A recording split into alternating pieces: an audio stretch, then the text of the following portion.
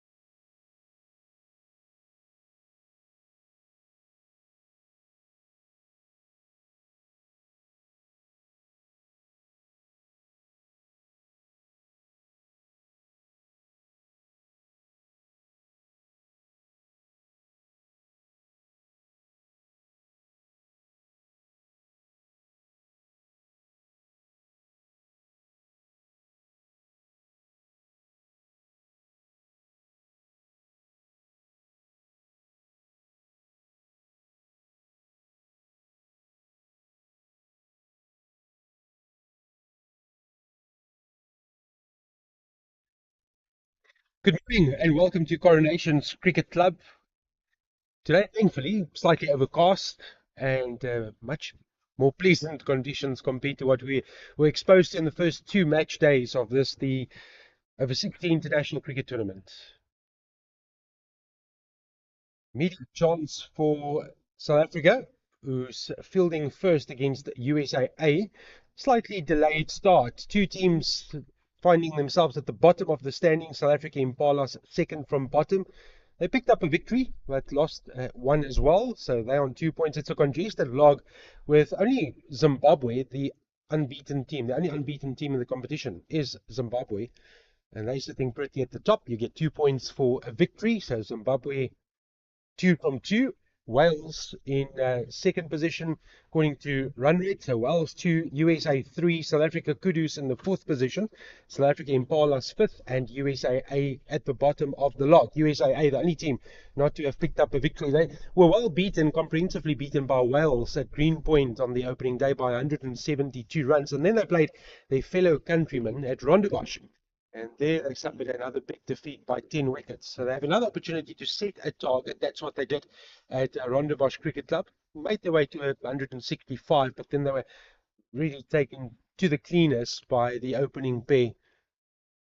But new day, new conditions, new track, new opponents. They do use the ping ball. And it does do a bit up front. But we're looking forward to a good day's cricket with Parip Patel and Rajkowski opening the innings for USA A, and Rajkowski already off the mark, the left-hander on strike. I had a bit of a discussion with Parip Gil before the start of play. He scored an unbeaten 50 in his position just to the right of our commentary position, and we were talking about thought process. And at Rondebosch, I was convinced that they hadn't quite figured out their batting lineup as yet, and he said to me that was part of the thinking process to introduce a left-right start combination. So, and that he was also elevated to number 6. We called for that in commentary. He has a lot of talent, scored an unbeaten 50. He was talking to us about his new bat that he got hold of in his time in the Cape, and that he really didn't feel the ball come off the bat. That's always a good indication.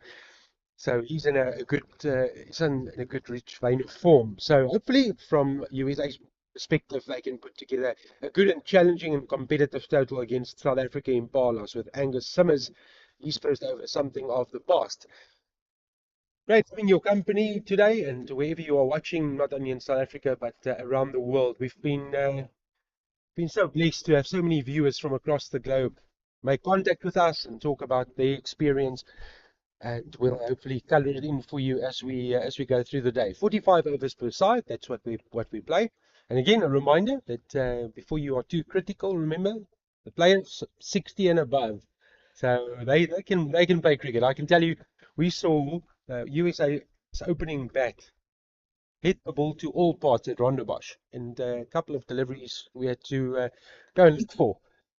And it's not a smaller field, trust me. It's a full field, and we were treated to a show on Tuesday. So thankfully they had a bit of a rest on Wednesday, and the bodies could recuperate, and the massage tables was pretty busy. I see a lot of them out here this morning to get us started. Mubin Mohammed is with me in commentary. I'll introduce him as we start over number 2. Welcome. It's your first opportunity to commentate in this tournament. Yes, good morning, Johan, and good morning to all the viewers and the listeners and all around the world. It's great to be here in South Africa and in the Western Cape specifically. And yeah, this tournament's been interesting so far. I have been keeping up with it, Johan, and yeah, I've really found it interesting to see some of these old veteran players still, as you say, they're over 60, but they're still very fit, and they're showing that Johan, they still are the real deals, and they can still play at this high level of cricket. A healthy body, healthy mind. It's great to see them. Shot! So just that you don't think that we're biased, that wasn't us shouting shot. It's some of the USA players right behind us.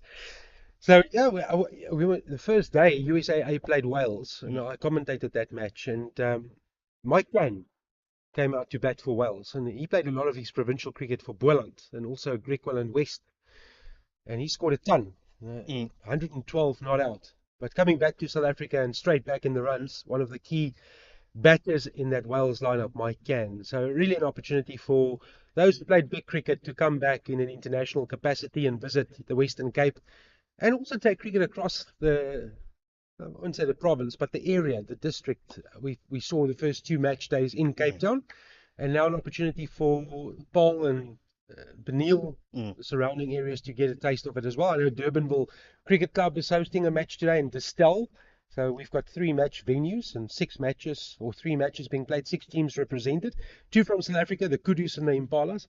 2 from USA, and then 1 from Zimbabwe and 1 from Wales. That's the 6 teams participating. It's an important weekend as we're going to a long weekend in South Africa. It's a holiday weekend.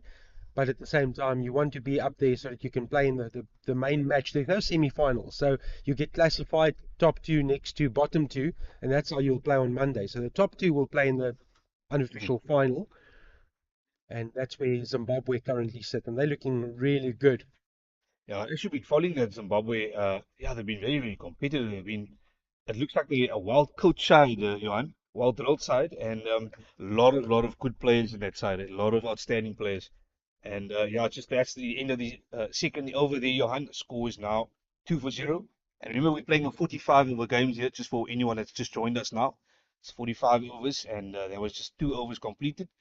And so far, so good here for South Africa, the Impalas keeping it nice and tidy here and not giving any freebies away. So yeah, it's a good start. They're keeping it nice and tight. So, you know, you play in your own country, in your own conditions, and they would love nothing more, the South African teams, to be in that big match, that 1 against 2. But there's, yeah, you don't win the tournament on day 1 and 2. You can set it up nicely, but you don't win the tournament there. Absolutely. That's just a wide delivery there. The spinner, Angus Simmers. Just coming back to that point, Johan, I think, as you say, I think the tournament as a whole, you know, in any tournament, you gotta earn the right to be in that final. You know, you gotta win your games, you gotta be consistent, and you gotta play good cricket. So that's the step, and that's the pathway to go to that top two there in that final. Lovely shot over the top. Just clears the leg, opens up the arms, frees the arms, and it goes to the boundary. The first one of the morning for USA, and it is Parip Patel. Yeah, Parip Patel, they're not wasting any time there. It was nicely just pitched up, it was full, and it was a nice shot there over the top. He decided, yeah, he's gonna have a go here. He's not gonna wait and hang around here. He needs to put a bit of runs on the board because that first 2 overs, as we've spoken about, has been very tight. There's only 1 run conceded in that first over, second over was won it. So now this is the first boundary of the game. So he's showing his intent here, Johan. So from a USA perspective, they know they've been light in the batting department. And they haven't really had totals to try and defend. The bowling lineup has really been up against it. So 140 odd against Wales, chasing 320, so they weren't going to get there. That's another lap around the corner. Now, this will be a good test for the outfield, and it is pretty lush. So they'll have to do some running. It's at warm temperatures. So it's just pretty thick. It's not going to race along the carpet to the fence. You're going to have to do some work to get a boundary today. So yeah, I was going to say the outfield is not that very fast. Put it that way. It's not very fast. It's a slow outfield. So that means you're going to have to hit the ball a long way. Your timing's going to have to be on spot, you know, on point here. So yeah, that's a good shot there. Will come at a slower speed. So you've got to make the pace. And that will be a key today. So Parip Patel is on to 6. Rajkotski is 1. Total of 9.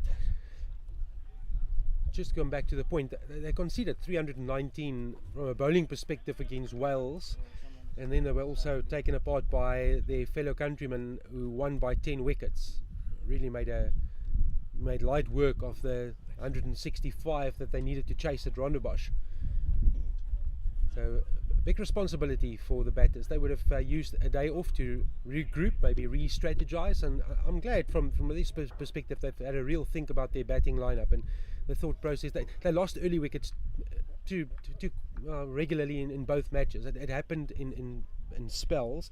You can't really recover against their fellow countrymen. They were in a heap of trouble at 10 for 3. And then you're really up against it, and from there, no real recovery. Parip Gil came in and scored the 50 and at least gave his bowling lineup something to try and defend, but it didn't happen for them. So 2 bad days with the bat. Can they put something together against South Africa Impalas? For now, at least they haven't lost a wicket, and that's been one of the key areas that they would have marked. Let's stay there, let's work hard, make it difficult for the bowlers. Let's not give away a wicket. Yes, the power play is important, and we want to capitalize and get some runs while the field is up, but you've got to be responsible and make sure that you lay the foundation for the batters to come, who can then try and get them to a competitive total. Yeah, and here we go into the second over here. Kada, I mean, He'll be bowling. Just touching on that point, Johan, you make a very interesting point. I think at the start of the innings, you always want to occupy the creases as long as possible. Get yourself in, get your eye in, and then from there you can start opening up and play a bit of a big shots. But get yourself in, try and get yourself settled. But here we go, great shot, straight down the ground here. And that's a fantastic shot there for 4 runs, Johan.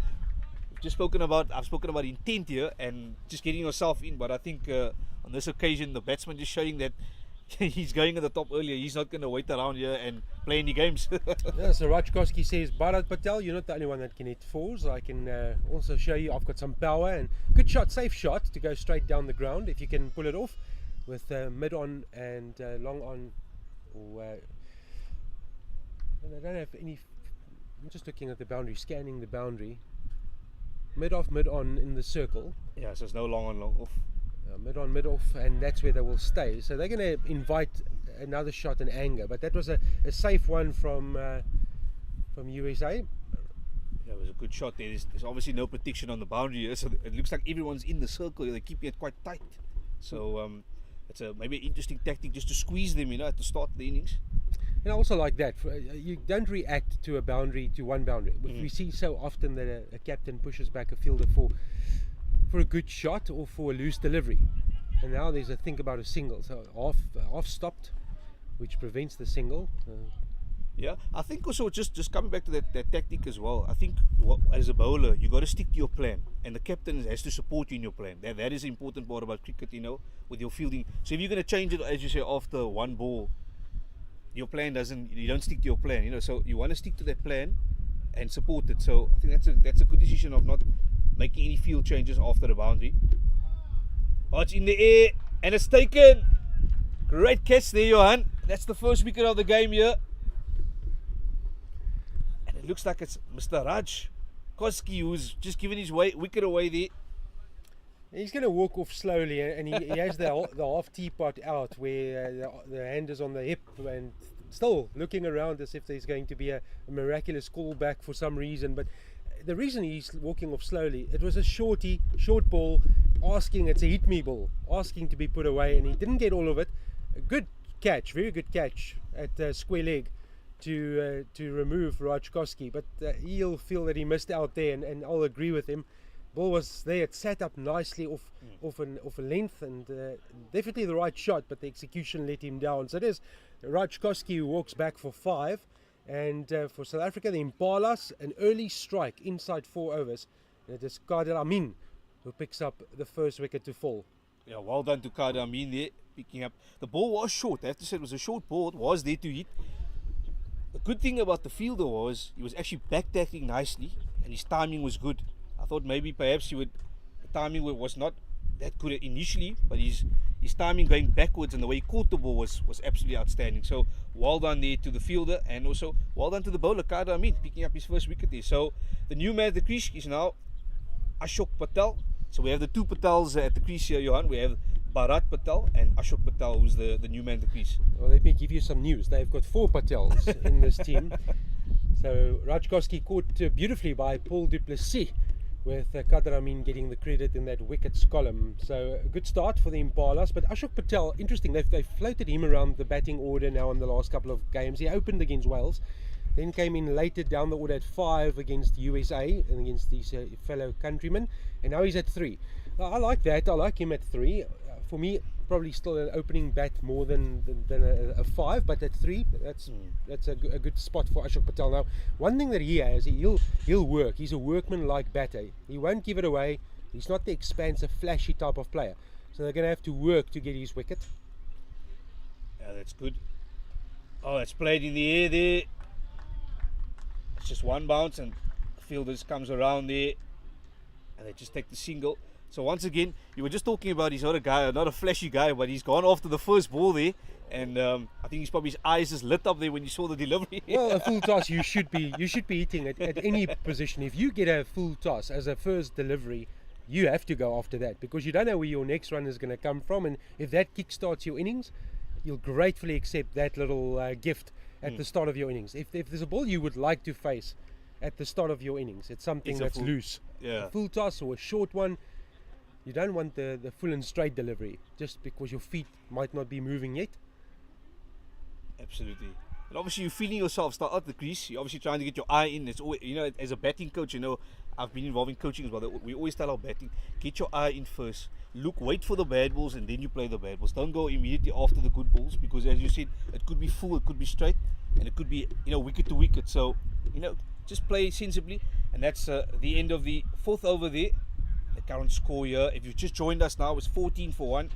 And Johan, we're actually in a very beautiful part of South Africa. You've touched on the venues earlier, and also, we're in this part of the Western Cape province in South Africa. It's one of the most beautiful areas here. Around this area, there's a lot of winelands, a lot of wine farms, and it's a really, really beautiful area. If you want to plan to come for holiday here to South Africa, I think the Western Cape, and specifically the winelands, is a place to visit definitely one day for someone who wants to come to South Africa. You'll see the 2 side screens as we move pictures, but trust me, it's a wonderful area. Oh, good start for Patel. Ashok Patel made good contact with the first 2 deliveries that he's faced. Let's take you elsewhere across the various venues. And Durbanville Cricket Club, wonderful venue. I played my club cricket there as well, so they're going to get a good track. It's always a good batting track, Durbanville Cricket Club. South Africa Kudus batting against Wales. That's going to be a good one to follow. So Kudus 45 without the loss of a wicket. That's in the 12th over. And then the other one that we are going to keep a close eye on is the table-topping Zimbabwe team playing USA. And USA, on the back of that impressive victory against their A team, they're going to be full of confidence. Bit of a shout there. It's a delayed shout. The keeper went up and then the bowler followed. So not convincing enough. And I was about to say that when the keeper behind the stumps, he's the one that normally gives you the signal. The bowler wasn't very convinced there. It was a bit of a half shout, put it that way. So Zimbabwe 32 for 1 against USA. That's at Distel. Well, that's gone the aerial route. No one will get there. Over the keeper and another single. Well, Ashok Patel. Different day, different outcome, but he'll be happy that he's still there. He's on to 2. Parip Patel is 6. So yeah, Zimbabwe 32 for 1 after 6. Wayne Parham and Andy Walton currently batting. So we'll keep you up to date with what is happening across the other 2 venues.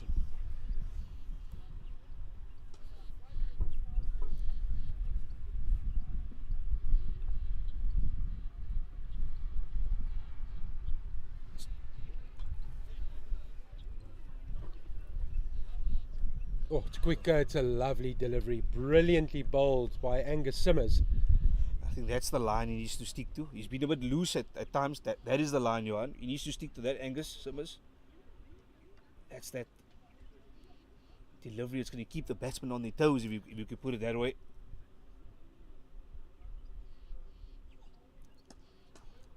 He's coming through and around the wicket, and then a full-blooded off drive by Parip Patel, and there's a short mid-wicket in play, and or short cover fielder in play, and he had no price. Went through his legs, but still stopped. End of 5 overs. It's been a good start for both teams, really. I reference USA A and the fact that they've lost early wickets. So yes, they lost an early one now, but 15 for 1 it's a better position than what they were in the last 2 games.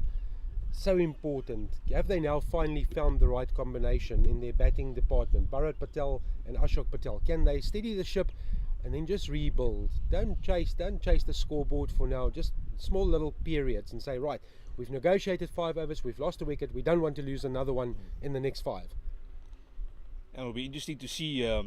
We spoke to one of the players earlier, Parip Gil, and Johan, you called it the other day. You said that he should be, shifted up the order. So today, let's see if they shift him up the order. Because he is a valuable player. He's someone who's as you said, he's got great ability with the bat. He's quite a good batsman. So a player like that, if he comes in today, maybe high up the order, it could make a big difference in the total. Oh, that's a close one. That shaped quite a lot. The original line was down leg and then it tracked back towards middle, but probably pitched outside leg stump, and that means you can't be given out. You shouldn't be given out LBW. Let's rather put it that way. Well, yeah, we've seen some umpires giving some guys out there, but that's a very good point you make there, Johan. Lovely cut shot. Can't pierce the inner circle. He's been given some width and also half trackers. Ashok Patel from Kader Amin. Yes, Kader Amin picked up the only wicket to full, but he doesn't want to be there to Ashok Patel. Yeah, he needs to be full, and I think we'll straight as well. Oh, He's just missed his length there. It's full. It's on the leg stump and it's tucked away beautifully by Ashok Patel, who helps himself to his first boundary. Yeah, Just too full. we've just spoken about it now. I think he needs to be a bit more fuller, more straighter, or maybe wicket to wicket. On that occasion, it was a bit of a loose delivery, and it got punished there. It was a great shot there for 4 runs, and the new man at the crease, Ashok Patel, just cashing in there, making sure any freebies, any loose deliveries, I'm gonna count and I'm gonna hit those runs for boundaries. So, yeah, good batting here from Ashok Patel so far.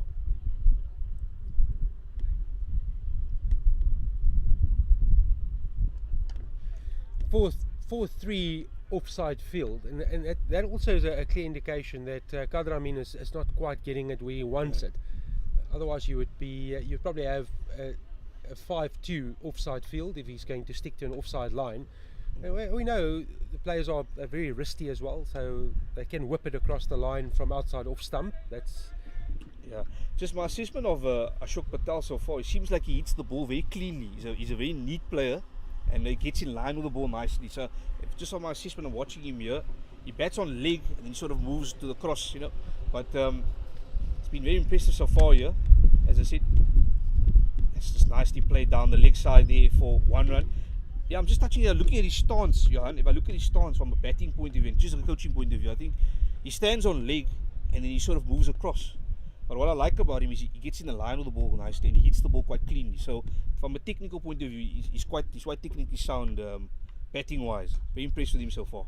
And that's why I called for him to in commentary. I called for him to be back at higher up than 5. Also considering that he opened against Wales and then they brought him in at 5, but he was in so early because they lost 3 quick wickets and then he had to rebuild.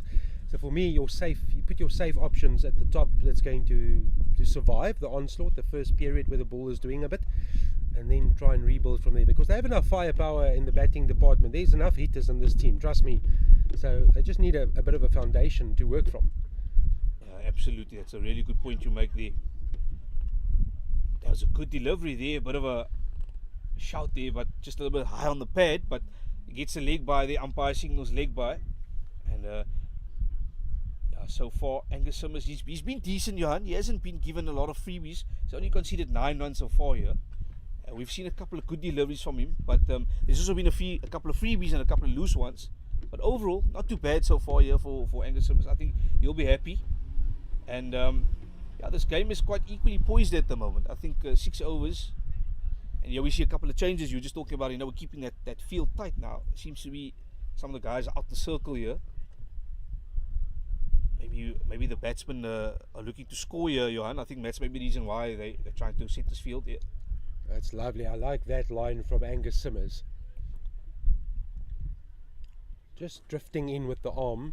And if he wants to pick it up, that's why they've dropped back the man to the fence on the leg side. You won't be able to see it at home, but they've got the sweep on the boundary just for that release shot where you free your arms and you pick up the length. I don't mind that. Then keep inviting, keep pressing onto off stump. Now for the right hander, they'll keep the field in. Ashok Patel hasn't really shown any indication on shot in anger. The boundary that he hit was a freebie on leg stump, so cashed in. You can't really set fields to that. Just too wide, just drifting, and the umpire will have a walkabout and another stretch of arms. Yeah, it just seems like he's battling here with trying. I understand the idea of him trying to maybe bowl a couple of wide just to get the batsman to play. I get that understanding, but on that occasion it was way too wide. I think it was way too wide on that occasion. That's a bit better. Yeah, there we good. go. That's straight and full. I think that's where he needs to be bowling, Johan.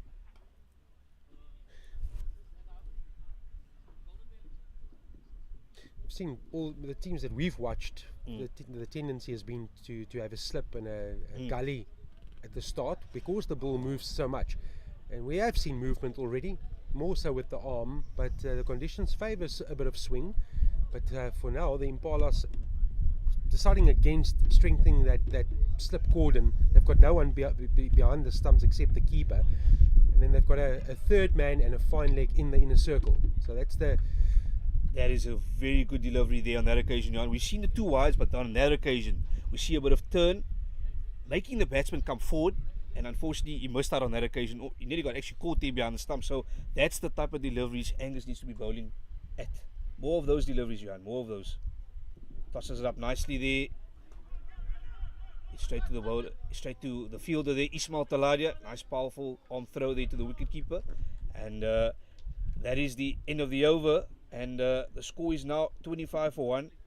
And if you've just joined us now, we have the two Patels at the crease.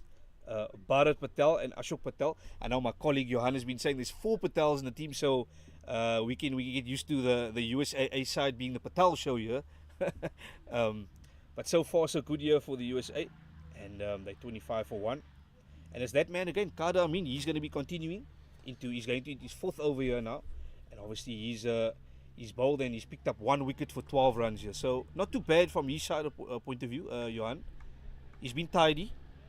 He has bowled a couple of freebies, but so far it's been good for him. So that to me is the concern from an Impalas perspective. We are busy with over number 8, and the extras column is already on to 7. 6 wides, part of that equation. So you don't want to give extra overs and extra runs when you might be chasing a big target or a moderate target later today. Every run is so important. But like I said, the pink ball does do a little bit more than the red and the white ball. Absolutely. But just touching on, there's another one we speak about. I think just discipline and sticking to. We know we spoke about plans. We spoke about sticking to the plans with fielding. You spoke about earlier. You don't want to move the one fielder out after a boundary. It's the same with bowling. You need to stick to your bowling plan, and if you change that, it's not going to be a good thing. So in this situation, because we've seen so many wides. In fact, there we go. He's bowled him. Great delivery there, Johan. I was just criticizing him and say we need to keep it tight here, and we conceded a lot of wides, but on that occasion the straight is full and it's hit the stumps. Yeah, for Parip Patel, he's given his wicket away. He's got to cross the line on off stump to try and wicket to the leg side, and you're rebuilding, you're in that rebuild phase. The partnership of 14, we're in the 8th over, so important to build that innings, keep the discipline, and just sit back, wait for the delivery. You've just had 2 wide, so 2 free runs added to the tally. You haven't quite really started the over from a legal perspective. We haven't had 1 legal delivery, and then you gift your wicket away. So Parip Patel will walk off, and he won't be too happy with the way he went out. For 7 of 17 deliveries, hit 1-4. But credit to Kader Amin, the way he came back, he slipped 2 down the leg side, changed his angle. Wind is pushing across from his right shoulder. The wind will assist him. The way he bowls, if he can get it onto off stump, he's going to get some shape and drift onto middle, and that's what he did. So good execution, strategy worked, and Parip Patel is on his way for 7. So 27 for 2. Impalas on top, and the pressure shifts to the man that came in at 4 against USA as well, Shamsudin Ali. He's a good player. Scored 20 odd at Rondebosch. Also impressed against Wales. He's a good solid bat. So Shamsudin Ali back at 4. They've kept him there, and now the question is who comes in after this. I have my feeling. I wonder if it's going to be Chowdhury or Jones or Patel. One of those 3. And what about your friend there, Parip Gil? Parip Gil is. He told me he's coming in at 6, but they might change again. Losing 2 quick wickets, they might be able to be flexible. And you've got to be flexible. You have to be flexible in this, obviously. But yeah, just touching on that discipline on the bowling. I mean, we were touching on the wide deliveries, and he picked up the wicket. So well done to Kader Amin there. He's coming back nicely there. It's obviously picked up 2 wickets here for 14 runs. But yeah, a couple of wide deliveries. They still need to work on the discipline of bowling, because Johan, the score could have been they could have been in a better position. Put it that way. The score could have been perhaps 20 for 2 here or 19 instead of that. 7 extras they've given away. So yeah, the new man at the crease, as you said, Shamsudin Ali. Yeah, I like this immediate short catching option for a new batter. Wouldn't quite get the pace, but you need to have it full and straight, and that's exactly where he is. So credit, well done, Kader Amin. Bring that short catcher into play. Can only really work for you if you're going to force the batter into a shot. Yeah, it's sort of just adding pressure to the batsman there, coming right into his face. Oh, that occasion misses out there, Shamsudin Ali. That's a good delivery, Johan. Shamsudin Ali, his eyes lit up, and he thought, well, the only way to get rid of the short catcher in front of me is to hit the ball hard enough so that he disappears. You can just hear the dugout behind us just saying, just take your time, relax. He is an aggressive player. He likes that cross-batted, that baseball type flat-batted shot. Yeah, and he gets off the mark there. A bit of a fumble in the field, but he comes back he gets the 1 run, he gets a single off the mark. So, yeah, we're talking about aggressive. He looks like someone who's not going to hang around here. He's going to look like he wants to go after every single ball here and score. So, you can see sort of aggressive player, put it that way. He's an aggressive player and someone who's not going to hang around for long. Yeah, well weighted. Yes, I mean, would think that he had the beating of Ashok Patel, but I'm going to give that round to Ashok Patel. He waited beautifully then just opened the face of the bat and guided the ball down to the vacant area where there's protection, but it's an easy single. So for me, Ashok Patel did a good job there. It's smart cricket, cricket, really smart. Just wait for the ball and then play it. You know, it was a bit played lately, but played nicely into the gap there. So yeah, smart cricket there. So for me, the problem for Shamsudin Ali, and I've seen this now for the 3rd match in a row. He rocks back on that back foot for a fuller length delivery, and he picks the wrong length to go across the line. If it's a bit shorter and it sits up 100%, then do that. But for a pitch that's still it's an end of season pitch in South Africa. For our viewers, remember there's a lot of club cricket that gets played from about August, September until the end of March. Yeah. So it's a bit busy period, and there's a lot of cricket that goes on. So you will traditionally, this time of the year, you'll find lower and slower tracks wherever you go across the Western Cape. So you've got to be mindful, and you would have seen a lot of that in the first 2 matches. So commit to the front foot.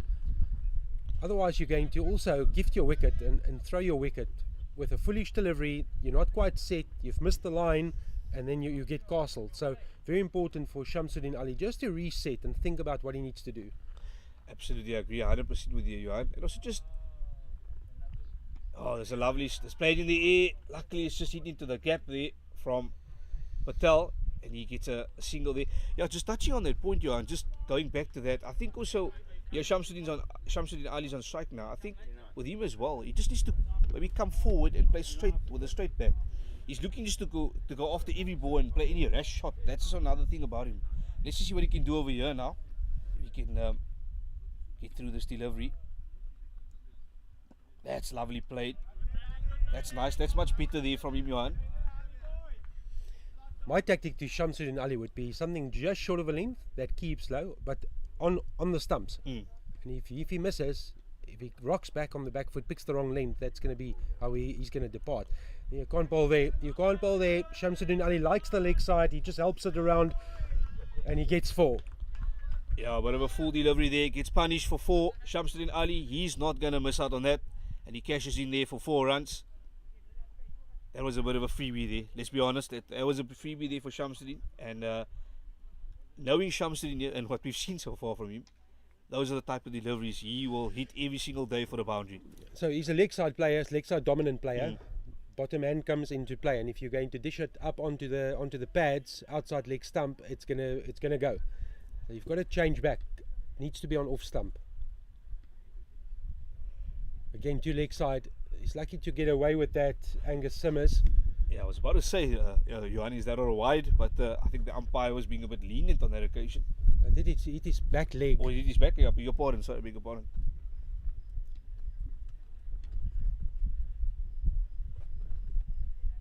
Better. That's the sort of area you want to be with Shamsudin Ali. End of Angus Simmers, he's 5th over, 5 overs for 17. I think he's been a bit more threatening than what his analysis suggests. 3.4 to the over, but he's been asking good questions. The wickets column favouring Kader Amin, 2 for 16 or 4. It'll be interesting to see if Kader Amin gets another over. I would just walk to the captain and say, well, there's no doubt it's going to be me. You're not going to give anyone else an opportunity. I'm on a good run. Picked up 2 wickets. Yeah, and I think that's a good tactic. Continue with your bowler that's been picking up wickets for you, and also he's been economical. He hasn't conceded. He's been going at 4 and over, so why not continue with Kader Amin? He's picked up wickets, and he's into his 5th over here. Oh, it's across the line. Ashok Patel just has to be mindful for the ball that straightens. thought that there was an opportunity. There's no one on the boundary leg side, so Ashok Patel thinks that that's a scoring option for him. Run rate is pushing up towards 3.8. It's a good start. Yes, they've lost 2 wickets, but the run rate is good.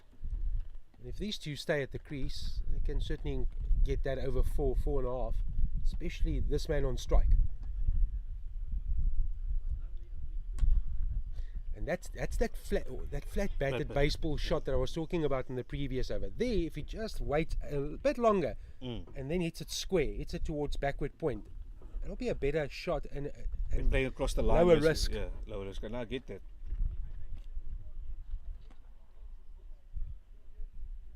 Oh, that's just a little of a wide there, going down leg side. And that's the only criticism I have of Kader Amin. It's just the amount of deliveries that he's pushed down leg side. If he can just get it onto middle and off, that's where he's going to be in business. But the tactic you have to ask Johan is why is he persisting with bowling down leg side? What does he want to achieve with that? You understand? When you bowl with a plan, you need to think of why I want to bowl on the leg side. I just think it's coming out wrong. There's just a lot of swing, and it's just not coming out correctly. That's better, much better. I think that's sort of the length you want to be bowling at. As you said, middle and off, you know, because he's bowling all the time down leg and he's conceding wides, and that's actually where he's conceding the runs. He's not really conceding boundaries or 2s or 1s. It's more just a lot of wide deliveries he's been bowling. So just needs to tidy up a little bit. Lovely cut shot again from Ashok Patel. He's finding his range. Just can't beat the inner circle just yet. Yeah, that's good fielding, good captaincy from the South African Impalas, and good shot there. As I said to you earlier, he seems like the one batsman who seems to be technically very sound here, times the ball very well. There is an extra cover on the boundary. A nice forward defensive from Ashok Patel. But the concern for the Impalas is 10 extras in the first 10 overs. So an extra per over.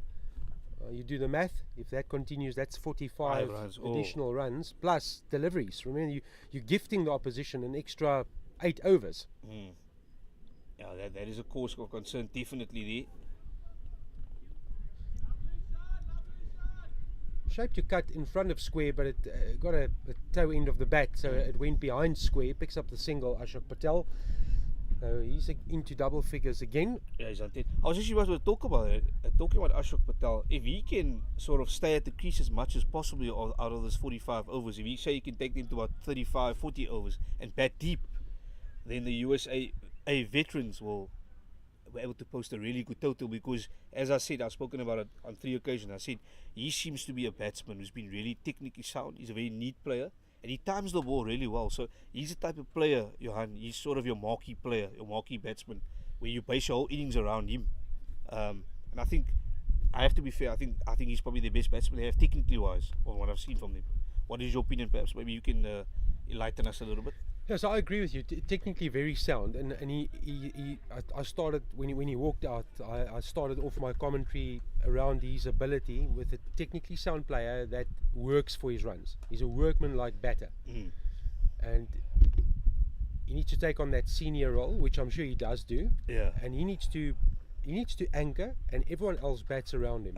Absolutely. And the longer he stays, the better the scoreboard will be when they come out to bowl. So he's a really important part of this USA batting lineup.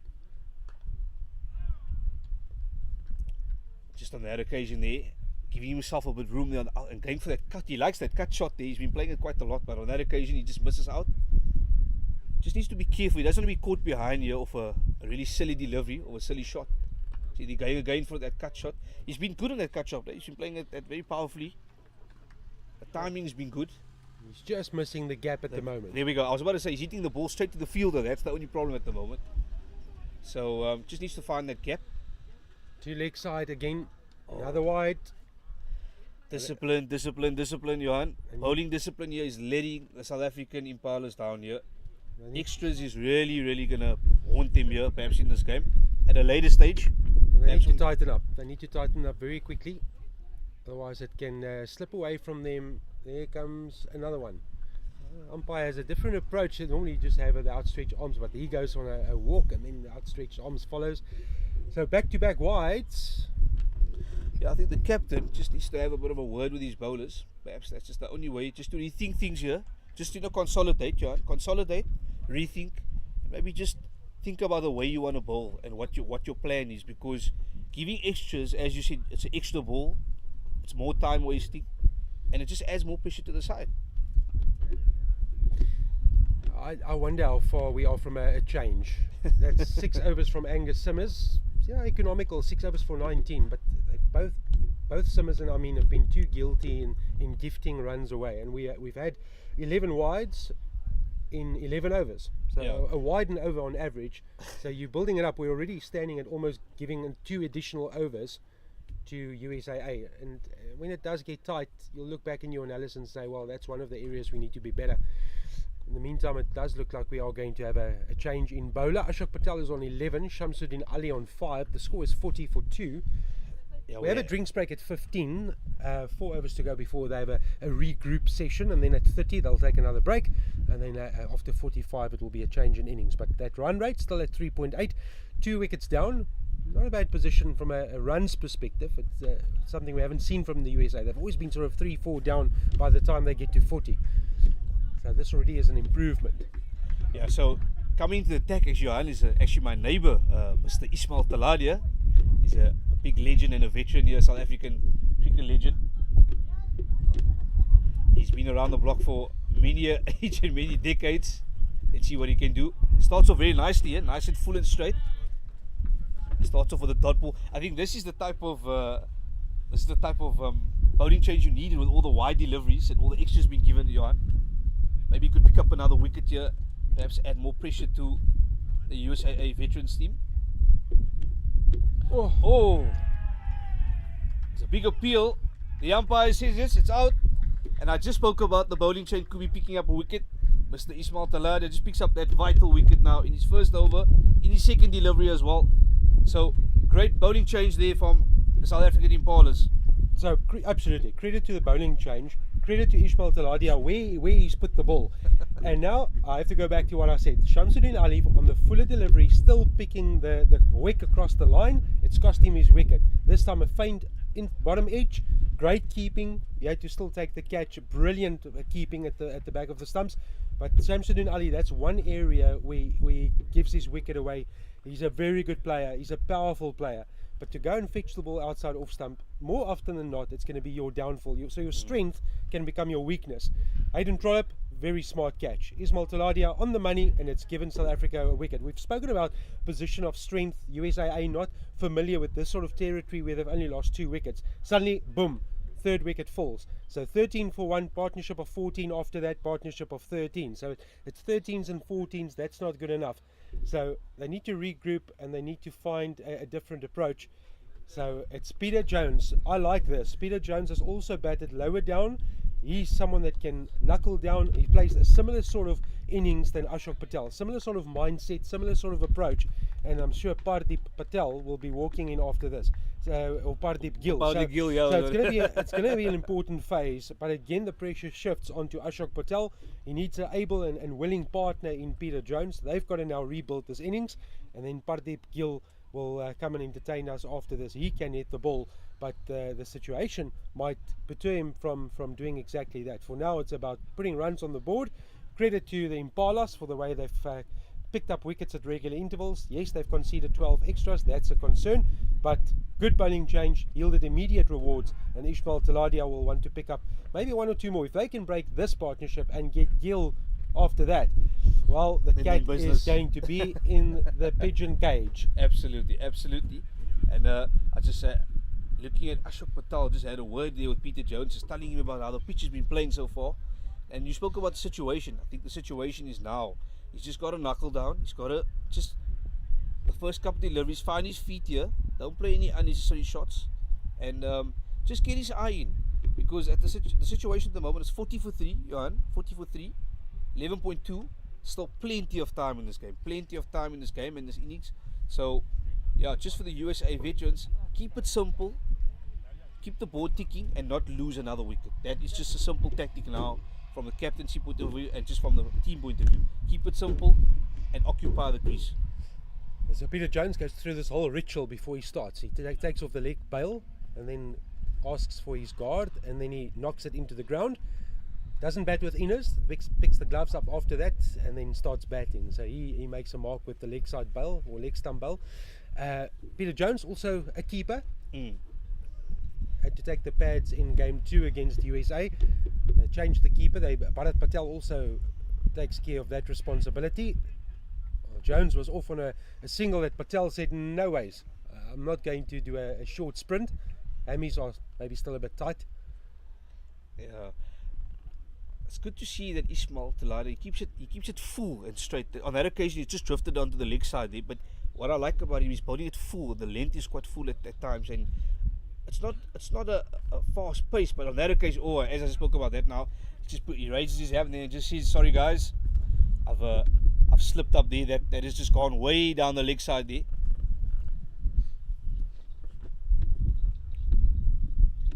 Yeah, I'm looking at Hayden Trollope. Hayden Trollope is the keeper, and he had the double teapot out. That's a good signal to say, listen, yeah, I know I'm agile, but not there. Yeah. Oh, that's another good delivery. Keeping. Good delivery, good keeping. There is a bit of wind here, just for the viewers and listeners that are just joining us. There is a bit of a wind here. It is blowing across, so that could assist Ismail here in terms of the way he's bowling and getting a bit of shape. Yeah, at the moment he's running right into the wind. Or is it into the wind? In fact, yeah. Yeah, it's basically it's with the wind. Yeah, it's basically with the wind. Yeah, it's not against the wind, so it could assist him as well. End of a good over for the Impalas in the fact that they picked up a wicket. Ismail Talada, 1 for 2. Ashok Patel on 11. Peter Jones must still get off the mark, 42 for 3, as we are approaching the first drinks and interval. That's 3 overs away. What they wouldn't give to pick up one more. Yeah, indeed. So for the South African Impalas, I think it's just applying the pressure here. Keep the pressure on. We want to get another wicket here, because as you mentioned earlier, Johan, if you get this wicket, if you get these 2 guys out, you only have really another 2 others sort of set batsmen that can bat and take them deep here. So you want to get to that tail as soon as possible here for South Africa, and sort of get that, maybe the total under 100 maybe perhaps. That could be maybe a good total for them to bowl them out here cheaply. But for the USA, I think in the previous game against Wales, we saw they scored 147. So I think 150 will be a good competitive total for them. Or what do you think? Yeah, I'm looking at this team sheet, and Chowdhury is not playing. He didn't score any runs. That's a great shot from Jones. Look at how that's motoring along. Didn't think at first that he hit it that hard, but it kept going, and Jones gets off the mark. Peter Jones. It was funny to watch them play against Wales, and he came in and Wales had a bit of a go at him being a Jones and playing for USA. All in good spirit, of course. I must say this tournament has been played in great spirits. Oh, that's a great delivery there from Simmers. Bit of turn there. The previous delivery was a bit of a full toss. He got punished for that. He comes back nicely for this delivery. Just misses the edge there. Great take from the wicket keeper as well. So that's a good comeback there from Simmers. Oh, tosses it up. A bit of an inside edge. Just concedes a single there.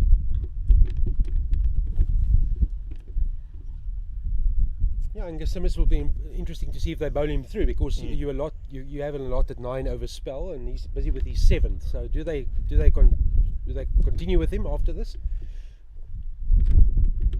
I would imagine at the way he's bowling now, he's only got 2 more overs remaining. So I think if you complete him, you're being sort of a new bowling change. It could be a good thing for him and the team as well.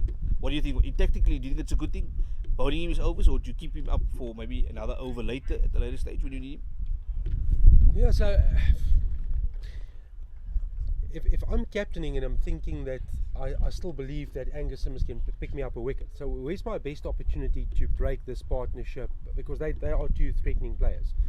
So do I bowl him through, and I take the gamble and I say, if it doesn't work, it's fine, I've got enough bowling options, but I've got a player that's gone through 7 overs, he's got 2 left. What's the point really to hold him back, to come back for 2 overs at the end? Rather try and break through now. He's well set, he's got the rhythm, he's got the pace of the pitch. I would be inclined to bowl him through, but that's again just my thought process. 7 overs for 22, he's only going at 3.1, and for me he's looked threatening. He's been there and thereabouts, asking the right questions.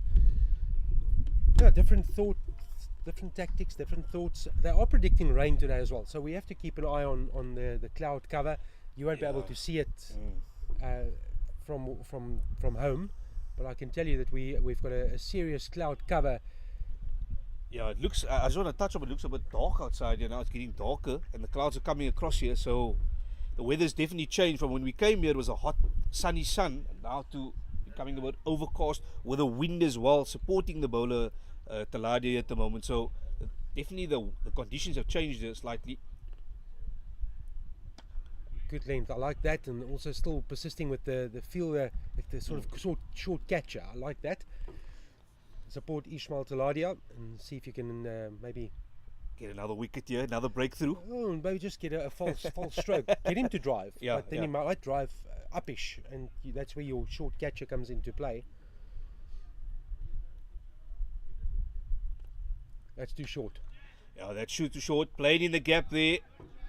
Outfield's a little slow here, and it's going to hold up there, and they're going to come back for the second run.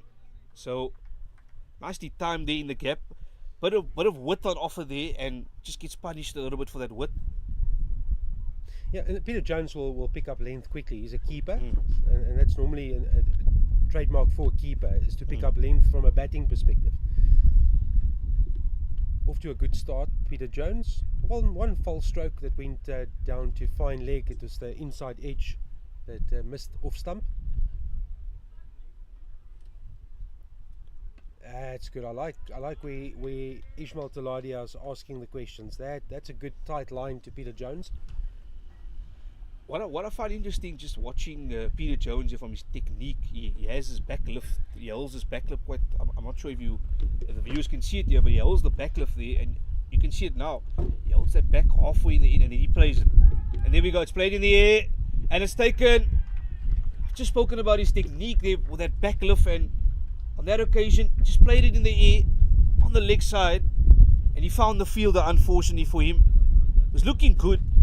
Johan, you just spoke about only playing that one bad shot, and now the second bad shot comes, and that's the wicket. Oh, commentators, don't you just love it? You sing the praises. But to be fair, the ball was there to hit. Definitely was. It was down the leg side, it sat up, and just a bit of a top edge from Peter Jones. And you look at this batting card, Parip Patel was bowled, playing across the line. Rajkowski was caught with a short pitch delivery that he went for, didn't execute, he was caught. Shamsudin Ali, inside edge, hoiking across the line, and now Peter Jones playing a leg side delivery, didn't execute correctly, went in the air and caught. So they have really gifted their wickets away. Bowlers haven't really earned the wickets as much as the USA have given it to them. So 47 for 4. Again, bit of distress in the USA batting camp. They haven't faced 14 overs and they're 4 down, and it's still 47. Enter the man of the moment. Now, Gil was magnificent. He was absolutely superb against USA. He hit 2 sixes at Rondebosch. One went over the pavilion, I can tell you. One went over the pavilion. I sat and watched that. This is not the same not the same surface, not the same venue, a bigger ground than Rondebosch. Different circumstances, same sort of match situation. Walking out with your team in trouble. That has stayed. So basically what he's going to have to do now is a real building job. He comes in a situation where the chips are down, his team is against the wall, and he has to rebuild the innings. And unfortunately, that has been the problem for Paradeep. He has to come in all the time when his team is in trouble. So let's see his approach in this game. Can he get them out of trouble here and get him in a good position? Because at the moment it's 47 for 4. The pressure's all on the USA veterans here, and it's looking good here for the South African bowlers. And Ismail Taladia here picking 2 wickets up for 4, and he's just into his second over, so it's been good from him. And he will be happy with this. Good catch by Angus Simmers. Let's also give him credit. It was in the air for a long time. Yes. I'm about to say it was a good catch. But let's be honest, the ball was hit straight to the fielder though, and good catch in the end there. But as you said, silly shot. Under the circumstances, very silly, and it was asked to be hit, but the timing was just not on there. Yeah, he'll look at that and he'll maybe only look at it once and say, "Oh, it should have been a different outcome." But that's cricket.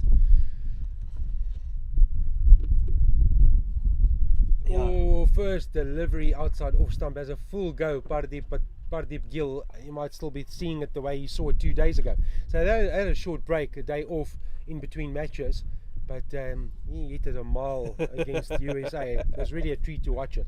I've spoken him up, I've talked him up like a commentator, and I hope he stays there for a bit so our viewers can appreciate what he can bring to the party. Because let's hope, Johan, you don't give him the commentator's curse here, because he's been one of the impressive players. Well, one of the players that I really enjoyed watching so far is Ashok Patel, and I've spoken about it on 3 occasions, and I'll say it again. I really think he's a very good technical player, and he's the guy that he needs to take them through this innings. He is the key here at the moment. But the problem is he's been hitting this shot now for about 4 or 5 times, where he hits the ball straight to the field all the time. He just can't find the gap. But the timing is good and his technique is very good. So it's a bit of a problem. No one's here to support him at the moment, and it'll be interesting to see his approach now. Does he go all out, or does he still play his natural game? Well, for me, he, with all due respect to him, the all-out game, he doesn't have the power game. He's not going to come and hit sixes all over the park. That's Gil's job. So for me, he's got to stay there and he's got to play around. There's still enough batting to come after this. This is not the end of, if Gil goes, this is certainly not the end of their hopes. So a lot of responsibility on these two. For me, I would be using the mindset, get off strike, get a single, just keep rotating it.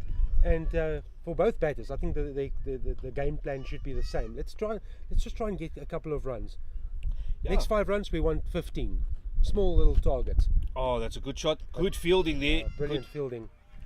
Saved a certain boundary there. It was well timed, and he just gets a single there with that shot. Yeah, touching on that. Yeah, just an important point. When you're 48 for 4, you've 14.4 overs into the innings. Surely at this stage you have to say these 2 guys are the most important batsmen we have in our side. Stay as much as possible at the crease, even if it just means not scoring at a very high rate, but it means at least you're there, you're occupying the crease, you're not throwing your wicket away, and from there, once you set in, then you can start going after it. So I think that must be the tactic now for them. Just occupy the crease as far as possible and as long as possible.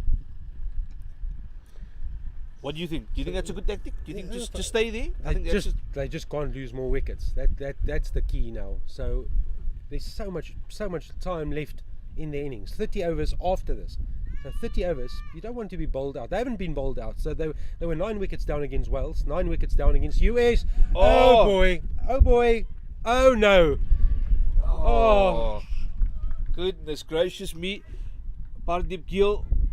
Johan, you've just given him the commentator's curse there. He's been the impressive player so far in this tournament. On that occasion, he hits the ball straight up in the air and he gets caught there by the wicketkeeper. And unfortunately, he has got to go now. And you have to say that is a very, very cheap way of getting out. He'll be kicking himself. Let's be honest. He'll be kicking himself for that. That is a massive, massive blow to USAA. And you can just see the body language. Parip Gil is walking off slowly. And that's cricket for you. One day you score an unbeaten 50, you hit the ball all over the park, and the next match 2 days later you fail to get off the mark. So the storyline continues for USAA. All sorts of trouble with the bat once again, and the solitary player standing looking at everyone that's coming in and going out is Ashok Patel. He has a job to do now. 12 of 38 deliveries, one of the mainstays of this team, is on his way for a duck. Parip Gil, caught and bowled by Angus Simmers. Credit to the Impalas, because we spoke about the fact that Simmers could potentially bowl through. They stuck with him. He's now picked up a wicket. For me, he's looked threatening through the course of his 8 overs. Finally, he does get reward in the wickets column, asking the right questions, getting the reward. 8 overs, 1 for 23. Kader Amin, 5 overs, 2 for 20, and Ismail Taladia, 2 overs, 2 for 4. That's the bowlers that we've seen. 14 extras, that's the Impalas discussion point. How can they limit that so that they chase a lowish total when it's their turn to bat? So it is drinks at Coronation Cricket Club, and we'll have a drink as well. 48 for the loss now of 5. All sorts of trouble for USAA. How will they go about their business after the resumption? Lots of pressure on their batters to come, but at the moment it's all about Ashok Patel, who's on 12. Can Impalas wrap it up in the next 15 overs and maybe chase something around 100? We'll find out after this.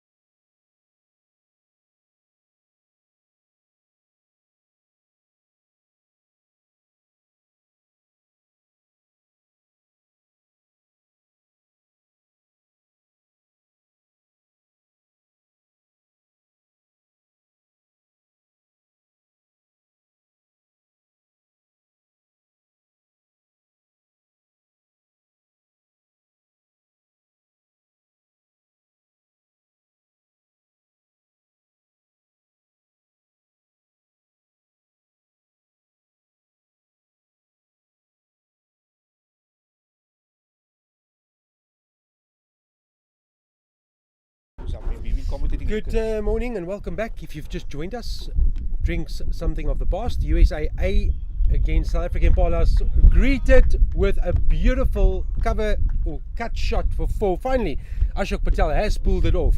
He's been threatening through the course of his innings. Gets another wide one, this time from Ismail Taladia, bowling his 3rd over. First ball after the resumption, smacked away to the boundary for 4. I was about to say, he's finally cashed in here on this occasion. He's played that stroke about 4 times and it's gone straight to the field on this occasion. He's hit that ball in the grab and hit it firmly, and it's a well-deserved 4 runs there from Ashok Patel. So fantastic batting there, and he goes to 16 runs here off 39 deliveries. Another wide delivery there. Just the tactic. Ismail seems to, from this drinks break, he's been bowling a bit wider and he's giving a bit of width to the bats. I don't know why he's changed that tactic there, because he's bowling straight, full, and into the wind, supporting him. So I don't know what's the thinking behind this sort of break. You know, since he's had this drinks break here and coming into this new over, why has he changed the tactic? See, again, it's the 3rd delivery out. It's quite wide on the batsman, and it's a second wide, and obviously 6 runs conceded so far in 3 balls. Yeah, so you need to adjust to the umpire as well. He now knows where the umpire is going to give you grace and where he's going to call you wide, and that's been the sorry storyline for the Impala. 16 extras. You've got the opposition on the ropes, but you've given 16 extras away. You take that off the 54 that's on the scoreboard, and the complexity changes dramatically. 38 for 5 would be a huge difference in the context of a cricket game. So absolutely, Johan, discipline, as I've spoken about, discipline in bowling. It's just been a bit. They've given himself a lot of leeway in terms of their bowling, but there we go. That's the delivery we want to see from Ismail. That's what he's been, just that outside the off stump, but giving the batsman no room to play. Yeah, draw him forward. Or draw him forward. That's the correct way of saying. Draw him forward. Try and get that outside edge, perhaps. They all. Yeah, it's a bit of a interesting one here.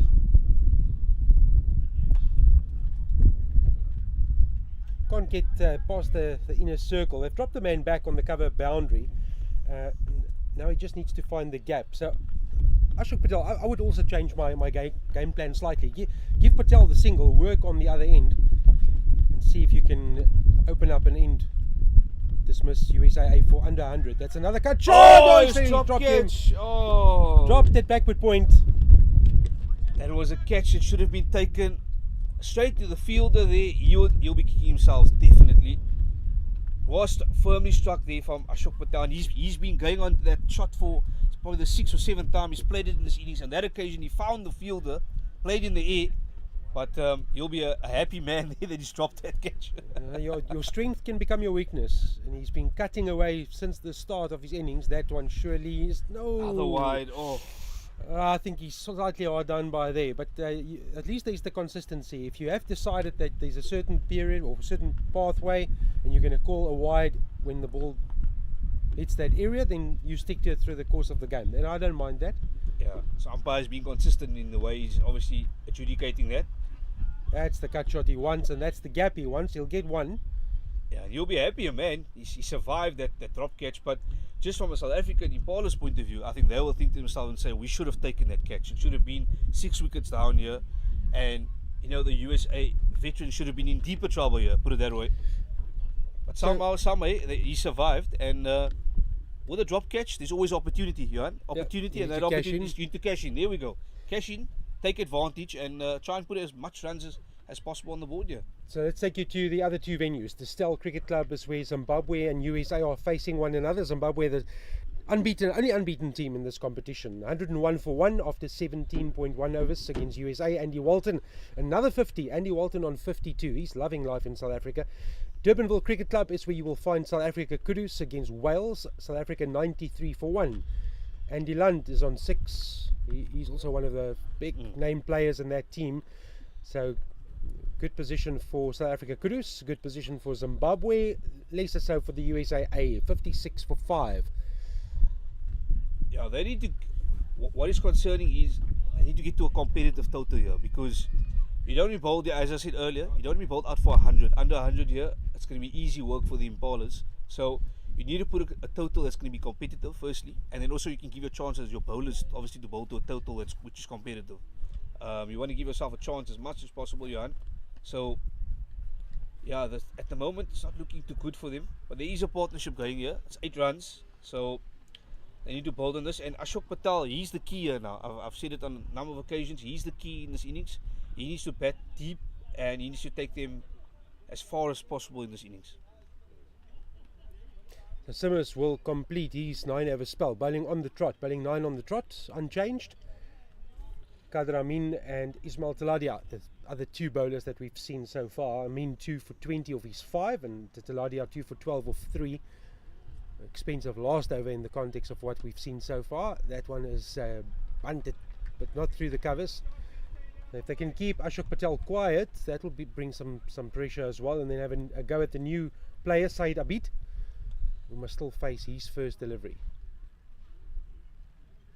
There is the expansive drive and a bit of an outside edge, lucky to not carry to that backward point region. Brings to an end a wonderful spell from Angus Simmers. Yeah, that spell, talking about that spell, it's gone for 1 for 23 runs in that 9 overs. I think you'll be happy with that. I think you'll be happy. He's only picked up the 1 wicket, and besides the wides he's bowled, it's actually been quite tidy, Johan. He hasn't given a lot of freebies away, and 1 for 23, you'll take that on any other day. So I think well done to Angus Simmers in completing his 9-over spell. You know, 9 overs, 1 maiden, 1 for 23, going at 2.6. They would have loved that. The captain would have taken that every day of the week. And yeah, just to continue now into his 4th over, we have Ismail Taladia. So far, he's picked up 2 wickets for 12 runs. So he's been impressive so far. He has been impressive. But the last over, we saw a couple of 4 wide deliveries. So this over, he needs to just keep it simple here. It's too wide. Too wide. I just said keep it simple, and unfortunately another wide. We start off on the first delivery of his 4th over. That's his 6 wide conceded. So yeah, it's a bit of a concern today here. Johan, you've spoken about it a lot. Extras has been a big problem, and discipline. That's the better length. That is a better length there. Johan, you should be bowling more on that length there. Especially the new player being Saeed Abid. Again, you've got that catcher. It's very visible in front of the eyes on the offside. Get him driving, not cutting. Get him driving. Whoa, no, it's a blinder. That's a great catch. Oh. You've just dropped the sitter and it pulls off a blinder. You won't be able to see it, but I can tell you, backward point has gone full dive, swimming pool dive towards his left. Pulled off a screamer to remove Saeed Abid. Same fielder dropped the sitter previous over, and it was grasped and cap was taken off and in disgust, and to the same bowler, of course, Taladia. And now they can get together and say, sorry, it's not the batter we wanted, because the drop catch was against Ashok Patel. But it doesn't matter who gets dismissed as long as they keep going from an Impalas perspective. Saeed Abid is making the long walk back, having failed to trouble the scorers. Yeah. 57 now for 6. Yeah, I just want to touch on that. Cricket is a funny old game. One moment you drop a catch, the next moment you take an absolute outstanding catch. That is cricket for you. Just shows you, Johan, you gotta take every moment, and you have to be alert at all times, because one moment doesn't define you as a whole game. You can always make up. You know, one of my coaches who told me at school, I remember someone told me that when you make one mistake, it doesn't matter. The other 9 mistakes that you have out of 10 must not let you down.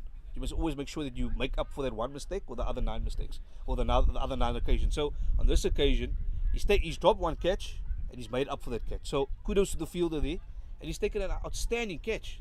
And it wasn't an easy catch. We have to be honest here for the viewers out there. Unfortunately, you can't see the effort that the fielder actually put in there at backward point, but it was a very, very good catch with a sort of left arm diving catch. So outstanding fielder there, and he makes up for it. So kudos to him. Yeah, Ross Howling is the man that we are talking about, and that's given Ismail Taladia his 3rd wicket. 3.2 overs, 3 for 13. Kader Amin 2 for 20, and Angus Simmers 1 for 23. Dinesh Patel joins Ashok Patel at the crease. And speaking about making up as well, we saw Ismail Taladia. He's bowled 6 wides. But with that 6 wides, he's picked up a most important wicket, or a very important wicket at this stage of the game. So that shows you cricket is a funny old game, Johan. Funny old game. It is. The USA won't be laughing about anything about at this stage. They'll be quite concerned as the pressure continues to build. 13 for 1, 27 for 2, 40 for 3, 47 for 4, 48 for 5, 57 for 6. No real partnership to talk of. And again, one player stands out, Ashok Patel. You take his 17 and the 18 extras away, that's 35. That leaves 22. Yeah. Look, going forward, you can only work on certain things. You can take it game by game. Look, going forward, definitely one of the issues the South African Impalas need to address is their discipline with their bowling and bowling wides. We haven't seen many no balls. That's a good thing. We've just seen wide. So they can just touch up on a That's bit of another wide. Oh, and we just talk about another wide. So I mean, Johan, wides is a massive issue for them, and they haven't. We haven't seen a lot of freebies and a lot of loose balls and a lot of no balls. Importantly, it's just been wides. So I'm curious to find out, and maybe we can talk to Ismail Taladia after the bowling spell, or maybe when they have another break. But is he holding the ball cross seam to counter the swing? Because at this stage it's difficult to control. Still some lacquer on the ball, and the pink ball does move a bit more. I was about to ask you, maybe is it? I was actually going to pose the question to you. And we've seen the red ball, we see the Duke ball, and sort of the two balls we bowl with. But this is a pink ball. It's something different. It swings more. It gives sort of more width. So is that perhaps maybe why they're bowling so much wide? That could be one of the answers. Yeah, definitely a reason, and they won't be used to the pink ball, but they would have trained with it because that's the match situation. Yeah, absolutely. They won't have arrived at the ground at the start of match one and say, well, we're going to get our first taste with a pink ball. You would have trained with it in the nets. So often when it's just going, and when your conditions are favourable and there's moisture in the air and you've got overcast conditions, it's going to do a bit more. Yeah. But then you change and you go cross seam. He doesn't have slips in play. He's not wanting to hit the seam and for delivery to move. It's going to move in any case. So for me, I would go cross seam, then go and attack middle stump. Just a bit of a slow delivery there in that case, just taking the pace of the ball there. Just comes with the bowling of variation. You need to keep the batsman always on their toes. So sometimes you need a bit of a different tactic of bowling. Sometimes, as you said, keep a bit of width, a bit of a slow ball, a bit of a Yorker. So on that occasion, just taking the pace of the ball there. Yeah, again, it's another wide. Oh, just drifting down the leg side. So that is now a bit of a, well, more than a bit of a concern. It's becoming a bit of a headache and a bit of a nightmare here. The only good advantage about this is that the scoreboard is only 59. It hasn't been, it hasn't been taxing on them so far. Well, you say that, and you put yourself in the batting shoes. You lose 2-3 quick wickets chasing a 70, 80. Those smaller targets are often the most difficult to chase because you don't quite know how to go about it. And you can only really judge a pitch when two teams have batted. So for now, 60 for 6, that's on the board. They have the 60. But 21 extras is really alarming. So you don't want to give more, then rather change it up. Say to Taladia, listen, come around the wicket, try and angle the ball across the right-hander, or straighten it up. But you don't want to be drifting off to leg stump. So he'll figure it out. He's played enough cricket. He'll know what's wrong and what he needs to do to fix it. It's often small little things. Small little things indeed. I think, as we said, cricket is a game of small margins. It can be a funny old game as we've spoken about, but it can be a game of small margins. And we just have to ask the question, as you said, with his low totals, will it haunt them back, with him later chasing, this total, where it could be 120, it could be 100. We don't know at this stage, but it's 60 for 6 at the moment. And importantly, Ashok Patel is still at the crease. He's still the main guy, as I call him, the main batsman. He's still there. And as long as he's there still, he gives the USA veterans hope, and he gives them a chance to put a competitive total on the board for his bowlers to hopefully defend. So the force change with Angus Simmers having completed his 9 overs on the trot. 9 overs, 1 maiden, 1 for 23. Benjamin Shade is into the attack, bowling with his cap on.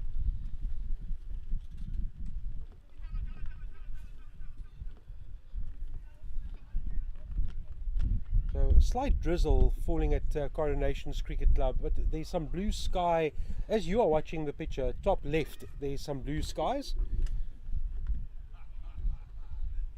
That's not an intruder. It's just our technical team adjusting the camera. So we apologize for that. It's not a big crow or a bird that's coming to attack the camera.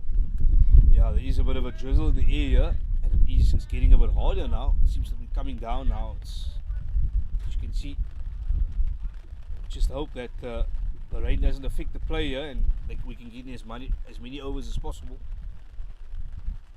Yeah, for now there's a wind blowing, which will hopefully just move the clouds. But there is a strong cloud cover. But to the top left, we've got some blue skies, so they'll stick it out for a while. But it is getting a bit harder. So we'll wait to see when the umpires will call for covers.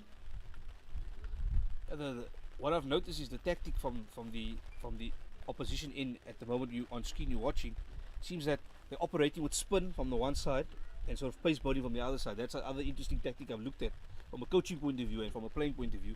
It's an interesting tactic that they go with the spin from the one side only, not from the other side. Johanna, that's just sort of a technical thing I picked up here. Just wonder why exactly, from a captaincy point of view, he's decided to go with two spinners from the same end. Maybe Johan, maybe you can enlighten us with that. No, it's just purely the options that they have available. So they would maybe feel that they're hitting against the wind or to a bigger boundary. I don't think it's really the case at this stage. It might also be preferred ends from the bowlers. The seniority, Taladia might have said, I prefer to run from this end.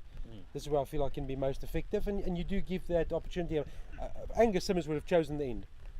Well, we'll carry on with the commentary as we just fix the visuals, position the camera, so apologies for that break in transmission.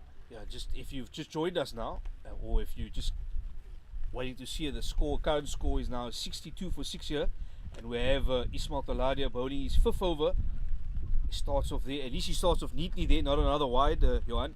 We've seen a lot of the bowlers of the South African Impalas, they've been guilty of lots of wide deliveries today, and we've spoken about it on a number of occasions. Discipline. It's key in this game, and you just have to ask yourself, at what stage will it cost them, and perhaps will it cost them this game at the end? You know, it's a bit early to say now at the moment, but you know, at a later stage it could come back to them. So yeah, probably also a reason that both teams find themselves at the bottom. USA without a point, Impalas have 2 points, but it's the two bottom teams. But that is one of the reasons. If the Impalas can get themselves a victory, they can move right up that log. The top two playing in the unofficial final on Monday, 3 and 4 against one another, and 5 and 6. That's how they will finish the tournament on Monday.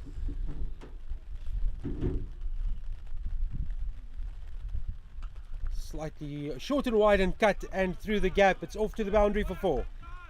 Yeah, short and wide, just giving that width again on offer there, Ismail Taladia, and this time a batsman, he cashes in. He was not going to allow that delivery just to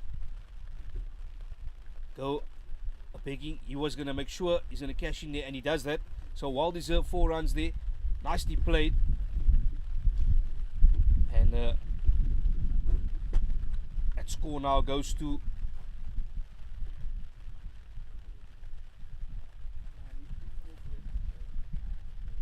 that's again down the leg side, will be wide. another wide delivery. It's just conceded the boundary. Now another wide.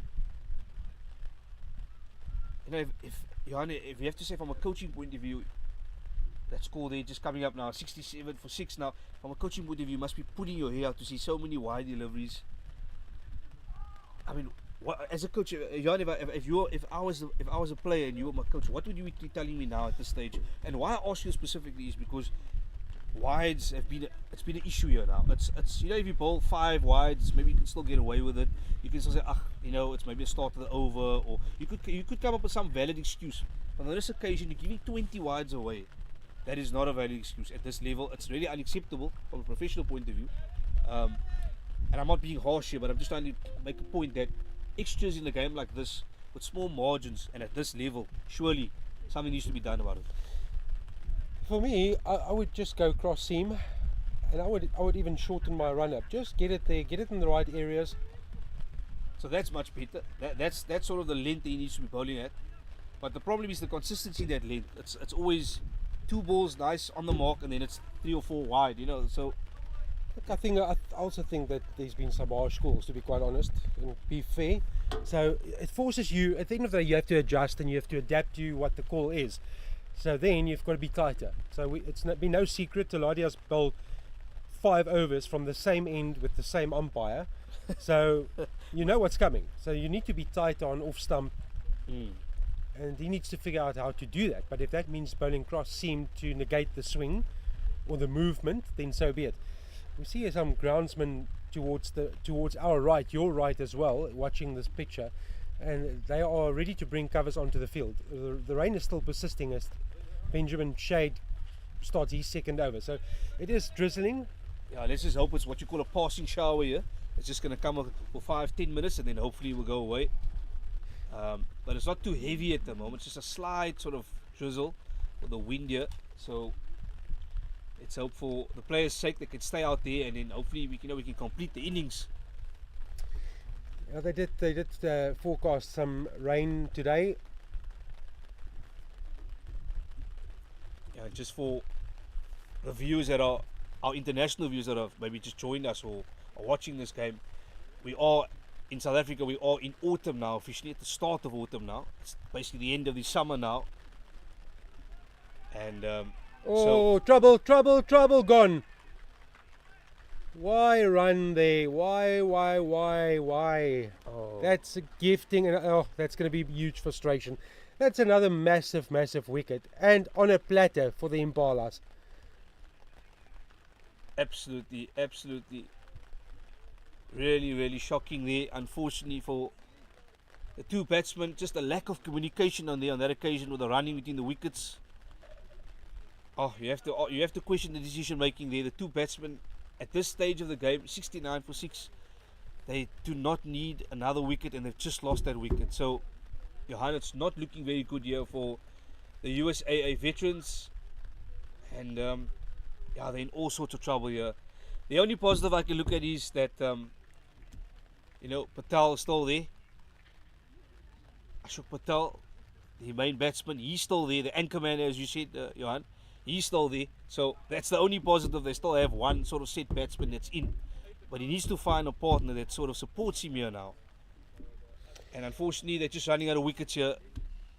No pun intended, running out of wickets. But 7 wickets down, 69, and Dinesh Patel is out for 6. So Ashok Patel still at the crease on 18. Yeah, so it's just again they've just given away too many wickets too easily. Just getting back to our weather forecast, they are predicting a high of 31 degrees, which I'm struggling to agree with. Yeah. But the rain predicted is 0.7 millimeters. That's what they're forecasting today, and a wind that can push up to 32 kilometers per hour. So for now it's 11 kilometers per hour. It's pretty comfortable. That's cut away. Brilliant shot there by Ashok Patel. That's the second occasion he's got it through the gap there with that cut shot. So excellent shot there on the back foot. Played it on the up, hit it in the gap. So he cashes in on this occasion. So well played there, Johan. And then 92% cloud cover. Well, we've seen cloud cover throughout the course of the morning. There's blue patches right in front of us. In your picture as well, right in front of you will be some blue skies, and thankfully the drizzle is just stopped slightly. So grateful for that, so that we can get a good game and a full day of cricket in. Ashok Patel, the pressure will be huge now. He's on to 22 of 53 deliveries. After that, extras. Well, extras stop scoring at the moment with 23. So extras at the top. Ashok Patel on 22. Huge shout. Given gone. Oh. The mainstay of the innings is gone. Ashok Patel is going to have to walk back. Adjudged LBW for 22. That is the big wicket that the Impalas were after. And they go bang, bang. Wicket for wicket. Dinesh Patel run out for 69. Ashok Patel had a hand in that. Now he gets the dreaded finger from the umpire and needs to turn around and walk back, having hit 3 fours in his stay at the crease. 22 is what he made. 73 for the loss of 8. Benjamin Shade in the wickets column. Yeah, and I think that could be the end of the innings, or sort of the end of their last innings. We're into the tail here. He was the last mainstay batsman there, Ashok Patel. He was looking good there for 22 runs of 53 deliveries. Unfortunately, he could not get support from the other end, and that's been the story of this innings. Ashok Patel batting through with no one supporting him, and just the USA veterans losing wickets at critical stages of this innings. So, yeah, that score now. Well, I'm looking to my left, and Peter Jones is here. And Peter, if you don't mind, I would love for you to come and spend some time with us. Does, you, thank you. What you eat? Peter, you come and have a seat. I'm going to take a flyer. And firstly, welcome to South Africa. I've been following your 3 matches, the one against Wales and then against your fellow countrymen. You had the gloves on at Rondebosch. Today, asked to go and bat slightly earlier. What's the pitch like? The first 2 pitches we played on were fairly bare. Here, a lot more grass. The ball seems to be stopping a little bit as it lands, but that's no excuse. We should have adjusted. This is not our greatest batting display. Yeah, I'm glad you touched on that, because for me, there's been too many instances where wickets have been given to the opposition. You were unlucky. The shot was there to play, but some days it goes for you and some days it doesn't. It should have been 30 yards over his head. Not enough on it. Have you enjoyed your time in South Africa? Cricket is a tough mistress or master. I was here 3 years ago playing Masters field hockey, and every game, win or lose, felt fantastic. Yeah, cricket. There are some days where you sit there and think, "Oh my gosh, what was I doing today?" But the grounds we've been at have been great. The competition's good. We've got 3 more games after this one. This one isn't over. We got to dig in. Our tail did a good job last game of putting some runs up, so we've got to see if we can make this tough for them. But 3 more games after this. Got to keep playing and enjoy. It felt like going into the USA game that you weren't quite sure what the batting lineup should look like, and we've seen major adjustments from game 1 to game 3. A case of sort of testing the feel of the waters, or have you now settled because for my money you should be batting in the top 5? I don't know. I started with a 20 I liked, then a 10 and got out yesterday. I felt great today, but 20-10-5 is not not a good track. I think the captain is, this isn't a group that has played together as a team. A lot of them have played with or against each other in domestic events or in some international events. So I think the captain is still trying to work out the mix of folks who will be an anchor and those who can maybe have the higher scoring rate. And that's clearly Ashok's role, is to anchor the innings. And then you have Parip, who was elevated today, unfortunately didn't come off, and that's the beauty of cricket. One day you score an unbeaten 50 and the next day you don't score anything. Just from a team perspective, what's the vibe like? You obviously see each other and you play against each other back home, but coming to South Africa and just spending some good quality time together, what did you do on your off day? So there was a photo shoot with the Blazers and also out on the beach. So some nice pictures for the future there, nice memories. We went up Table Mountain. Oh, lovely. Spent a couple of hours in the waterfront area, and then disappeared somewhere. I don't know. It was about an hour and a half bus ride for an amazing Indian meal. This group can sniff out the best Indian food very easily. Good job. I like Indian food. That's good. And just to touch on that as well, anything else planned for the future? You guys want to go anywhere perhaps else? Is there any place you still want to go that you haven't gone to yet? Something on our off day that I'm looking forward to maybe doing again. 3 years ago with my wife, we went the trail up Lion's Head. And the views at the end of that are fantastic, and there's some challenge.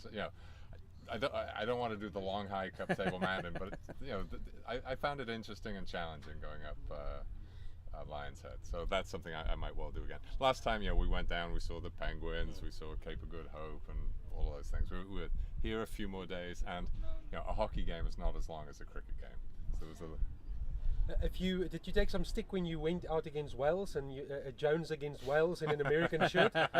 Well, even more than that, we found out at the opening ceremony that one of the guys on the Welsh team and I had actually gone to the same school.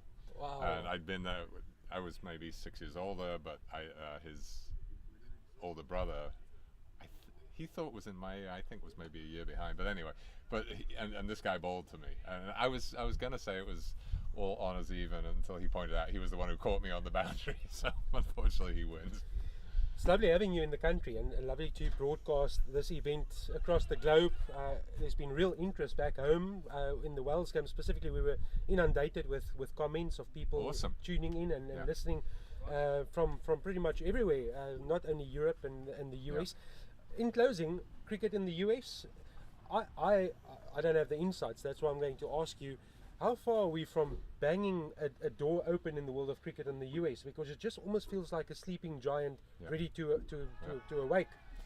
Well, if you think about the last T20, the USA had a Yes, pretty yes, good yes, performance there and made it into the second round, I think. And we still rely on a lot of folks who are moving to the US. There are not that many born and bred in the USA outside of maybe an Indian family or a West Indian family. If you look, there's a very limited number of grass wickets around the country. Most of the cricket is played on either AstroTurf or matting on clay, and that's a different game.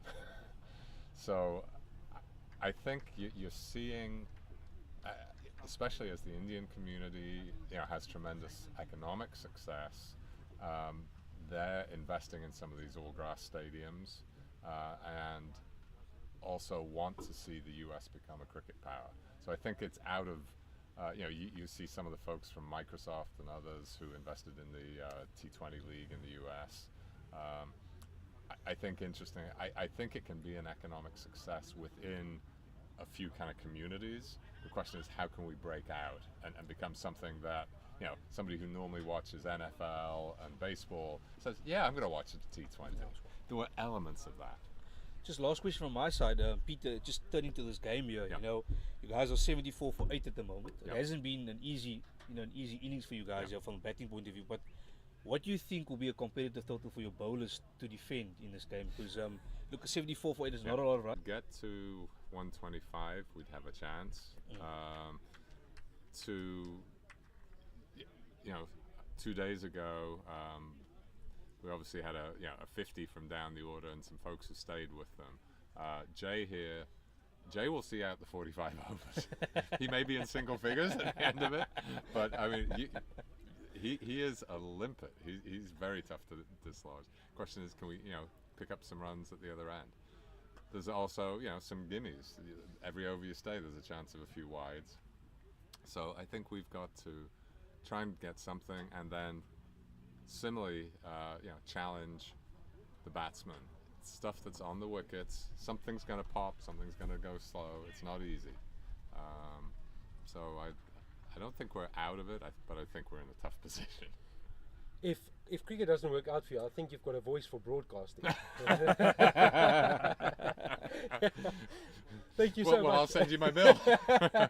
I should say my wife and daughter were actually watching and listening from the Netherlands. My daughter's working over there for a year. My wife, because she'd come 3 years ago to South Africa, her choice was she was thinking about coming again, but she said, I'm going to go visit the daughter. But they were up to watch and enjoyed it very much. So thanks, guys. We appreciate the coverage. Thank you for the nice comments, and thank you for being here and showing us Vets cricket, and also for your part in this tournament. And are you taking the gloves later? Or I've been told so, which is good. I live to keep, so that's my real pleasure. Absolute pleasure to have you here. Keep knocking that leg ball in when you take guard, and and keep entertaining us, and we'll see you through the course of the week. And good luck for hopefully the second innings, and also the 3 games coming up as well. Thank you so much, guys. Much appreciated. I know this is a lot of time and a lot of effort, but there are, as you've seen from the comments coming, this is a great way for our friends and family to be able to keep up, and we actually go take a look afterwards to see what did I do right and what did I do wrong. Oh shit. So it's lovely to have this. Awesome. Thank you very much. Thanks, Peter. All the best. And that was from the USA veterans, Peter Jones, who just had a lovely conversation with us here on commentary with myself, Mubin Mohammed, and Johan Ferreira. That was really great, Johan. I think we really enjoyed that conversation and having a different insight from a different player perspective, and also just from the outside perspectives of someone else coming from the USA to South Africa, having their sort of view of this tournament and also the experience so far of South Africa. So yeah, great to have him here on commentary with us. Yeah, it's lovely to catch up with some of the players we're in a position where they sort of venture from the dugouts and they come and listen to our commentary and stand around and also look at the pictures that we are broadcasting. And then to have someone sit in and talk about their experience, always pleasant. So hopefully that you enjoyed that back home. Nice to touch base with Peter Jones. Keeping today and used as a keeper against his countrymen in game number 2. Not keeping in game 1 against Wales, but also talking about that seniority and also the batting lineup. Interesting point. I asked him a question. I asked him what he thinks will be a competitive total. He said about 125. I think for the US at this stage, I think to get to 100, I think that will be probably the better. I thought maybe it would say 110, 100 to 110 perhaps, but I think 100 could be maybe competitive here, perhaps. They could get to that, but it's going to be a big tall ask here. But you never know. As we said, cricket's a strange old game. Anything can happen. It just takes one partnership to change this whole innings. So perhaps 100 here at this stage could be a possibility still. Again, you'll just break it up, small little victories, and occupation is key, and then try and get a couple of runs. I've been impressed by Benjamin Shade. He's hardly offered anything. Yes, you can say match situation. It's 8 down. He should be bowling well, but 4 overs, 1 maiden, 1 for 7. He's just tightening it up, turning the screws, and that's allowing others to pick up the wickets. Ismail Taladia with 3 for 23 of his 6 overs. Dean Kendall has been introduced, a maiden in his first over. There are lots to do, and I'll go back to the previous 2 matches. Yes, they were in dire straits, but they weren't bowled out against Wales. They weren't bowled out against the USA. So this is game number 3. If you're looking at this and you say USA A, it's the A team. So USA have 2 teams in South Africa. The South African squad is the Impalas and the Kudus. So 2 South African teams, 2 teams from the US, a team from Zimbabwe and a team from Wales. That's the makeup of this tournament. Everyone plays everyone, and then we have finals day on Monday. One thing that Peter Jones spoke about is the fact that Sankar Jayaram can occupy the crease for 45 overs. Well, that's maybe a good thing.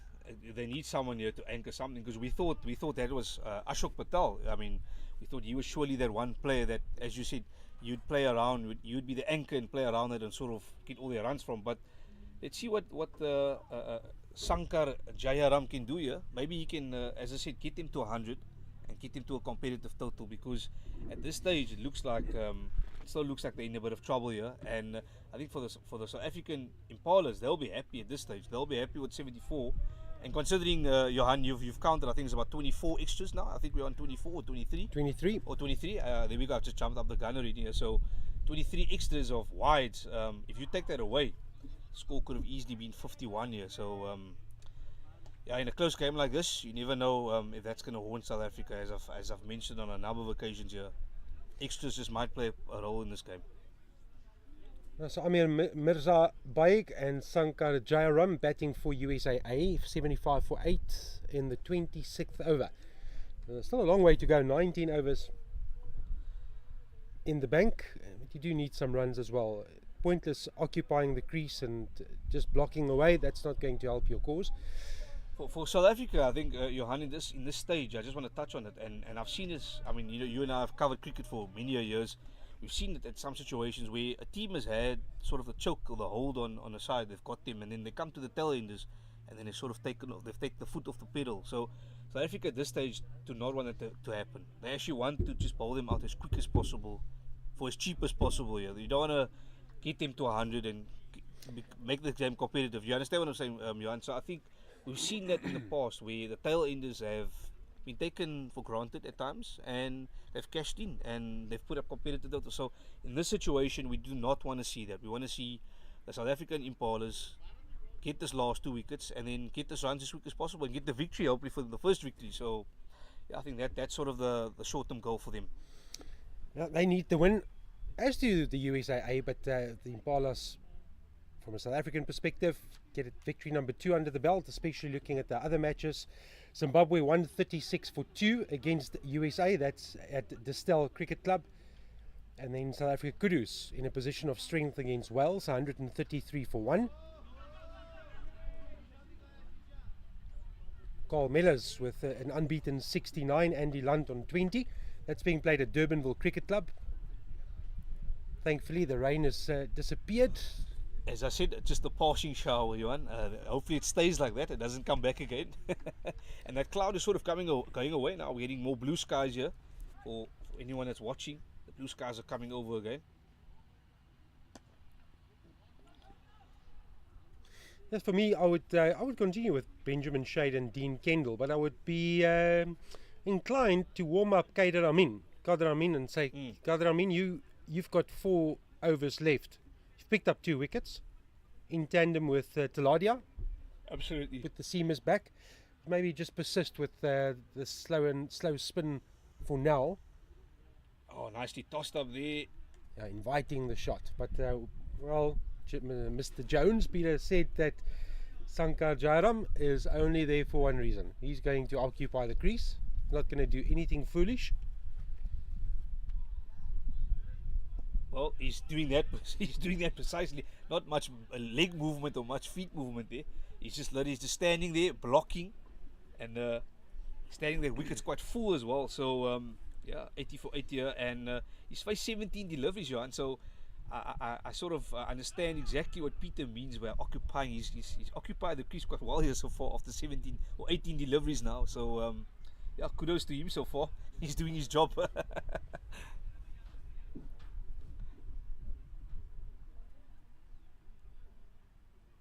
Oh, slow. He does entice the shot, and you'll see it only trickles halfway to the boundary. Will be a single. And Sankar goes to 4 runs there, so 4 of 18. I'm having a good giggle because Sankar Jairam is signalling to the dressing room that he wants water. That was a quick single. A very quick single there. But more importantly, the USA have not lost any other wickets further. So, I mean, it's 81 for 8. They're still alive here. They're still kicking and they're still in this inning. So, yeah, good on the umpire to say, wait a minute. No. We're not going to have cheap drinks breaks. We're approaching 30 overs. Then we have a proper drinks break. That's 3 overs away. I'm sure you can hold for 3 overs. So, very, very good from the umpire just to intervene and say, no, we're not going to do this. You've only been here 18, 19 deliveries, Sankar. Well, if he edged that, he might have had a big stare at the umpire to say, you see, I needed some water.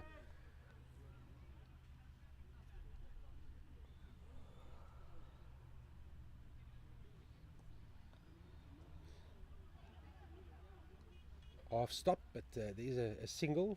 Jairam onto 5.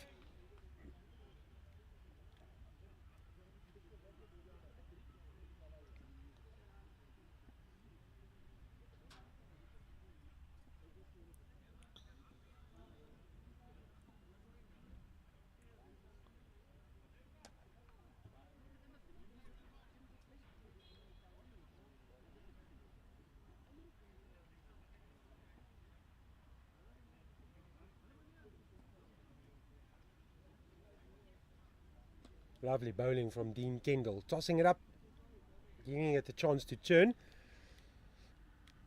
Everyone in the inner circle protecting 1.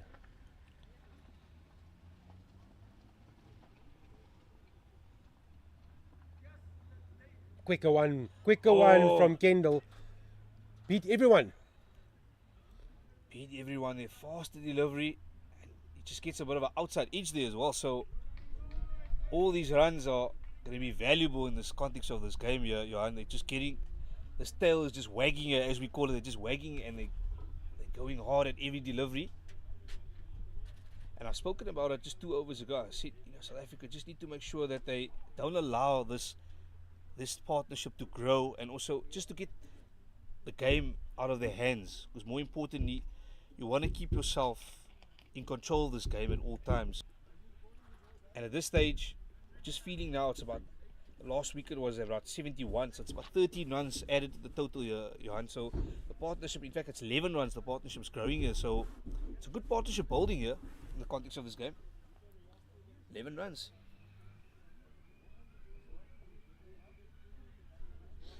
The water carrier ran onto the field and was just told to turn right back around. No cheap drinks break.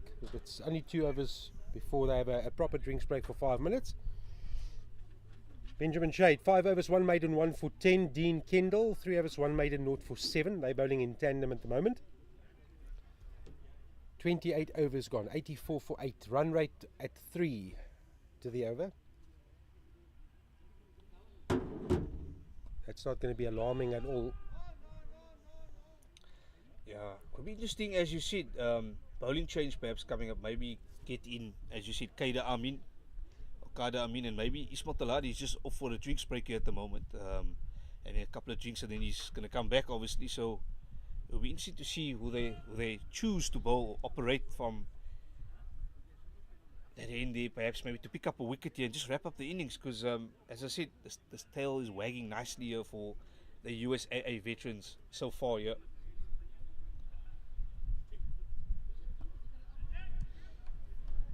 This will be very frustrating from an Impalas perspective. They want to put pads on and come and start their chase, but this will just carry on. Something needs to happen. No real intent shown by Jairam. Yeah, as he's one of his teammates, Peter Jones, has told us, he's a guy who will occupy the creases for as long as possible, and he looks exactly like that, Johan. He seems to, as there's not much feet movement or even leg movement, it's basically just stand and deliver. So, yeah, at the moment, he's standing his ground here, and he's picking up some. He's on 5 runs here off 25 deliveries. Looks like a bit of a test innings going on here. Change of action from Shade, through and around. See if he can turn it back. I like that from Shade. Brings to an end another over. 6 overs, 1 for 10, Benjamin Shade. 2 maidens in that as well. This over that will take us to drinks, 84 for 8. At Durbanville Cricket Club, the Kudus, 133 for 1. That's after 32 overs against Wales. And Zimbabwe, 136 for 2 after 23 overs against USA. Well, we've caught up, so I wonder if it's raining at Distel Cricket Club, because they've been on 23 overs for quite some time. Yeah, there's a big possibility. We saw that passing shower here. Okay, so thank you very much to our producer. Raining heavily at Distel, so that is the match situation there. So Zimbabwe will be frustrated because they're sitting at the top of the log, and they'll want to cement their place in the top 2. So raining in Stellenbosch now as well. So we're lucky, we've escaped. We had a bit of a drizzle here at Coronation's Cricket Club in Peniel. It's for those viewers who don't quite know the geography and where that is. Close to Paarl in the Western Cape. It's about 20 kilometers from Paarl, and Paarl from Cape Town is about 60 kilometers. And then from Peniel you also have Stellenbosch on the other side of the mountain. Stellenbosch, student town, more lovely wineries. Yeah, we spoke about it earlier. It's a beautiful part of South Africa, and also the Western Cape province. If you someone who likes wine, I think you would really enjoy this part of the area, for nice wine and cheese tasting, Johan. I'm sure many of us have experienced that also, and it's a really beautiful part of South Africa. Nicely tossed up here by Dean Kendall, but handsomely played there from Amir Mirza Baig. As I said, Johan, this partnership is really becoming a concern here for South Africa. They just can't seem to be breaking these two guys, and obviously that's the end of the 30 overs, and also we have time now for the drinks breaks, and more importantly, Johan, just to wrap up on 30 overs there, that scorecard is just in front of us here now. The score is 84 for 8 after 30 overs, and if we look at that bowling card, we saw that Ismail Talaria, he's been the most impressive of the bowlers. He's picked up 3 wickets for 23 runs in his 6 overs, and then the other guy also who's been really effective is Kara Amin, who's picked up 2 wickets for 20. And then on the batting point of view, Johan, if I have to touch on, there's only been really one batsman that stood out, and that has been Ashok Patel, who's made 22 runs or 54. So just after 30 overs here, the score is 84 for 8, and we're having a nice drinks break here.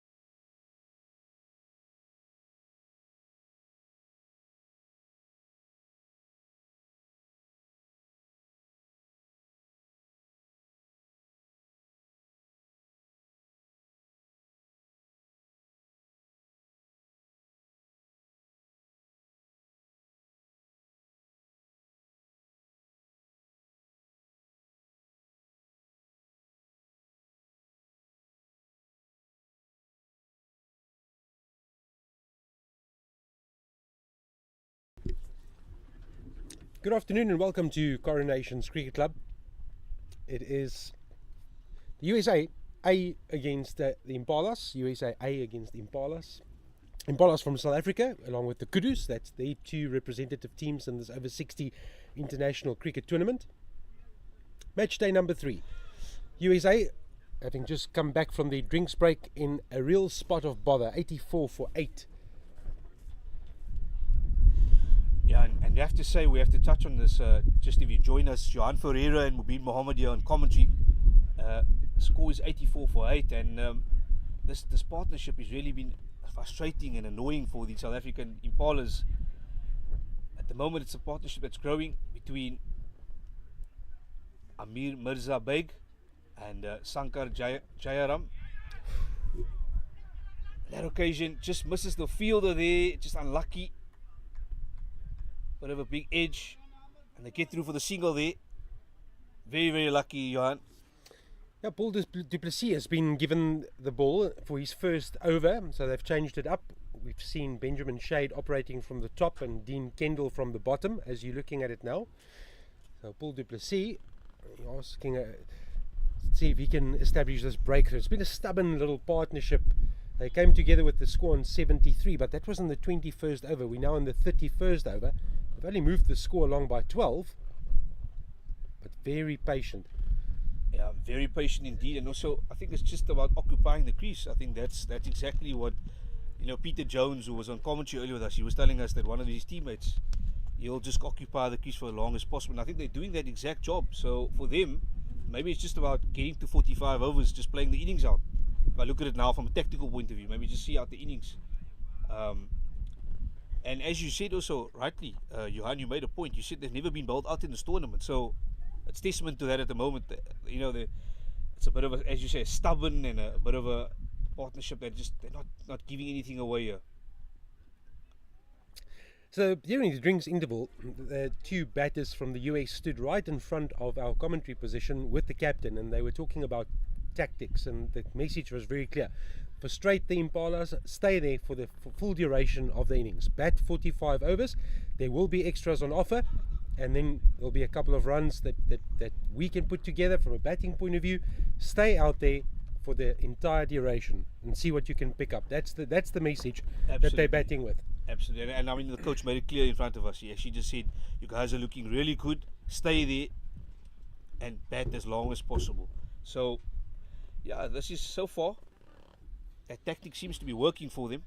They're following the instructions, and they're looking good here. We have to say they're looking good here. They haven't given any single thing away. There hasn't been any foolish shots. There hasn't been any rash shots at the moment. It's just been simple, basic cricket here. Just swap the strike, and yeah, that's it. Well, the Impalas will think that they can get a result here. If they can get 2 quick wickets with potential rain in the air and rain affecting the other 2 venues, if they can get a victory, that's going to elevate them right up the point scoring system. So from an Impala perspective, they would be rushing through now. It doesn't matter if they have to bowl 45 overs, but it's going bad up, come out after the luncheon interval and then chase that score. There's the wicket that they were after. There is the wicket, and the partnership is finally broken. Now they need to clean this innings up and then come and chase before potential rain comes and they are forced into a shared result. Big wicket of Amir Mirza Beg. He is on his way for 4, and it is Dean Kendall who picks up his first wicket of the innings. Credit to Kendall. That was quicker one, good variation in pace throughout the 4.3 overs that he has put down or delivered this morning and into the afternoon. And finally it is the back of Amir Mirza Beg. He's on his way for 4, but he occupied the crease for quite some time. 34 deliveries, no boundaries, strike rate of 11.8.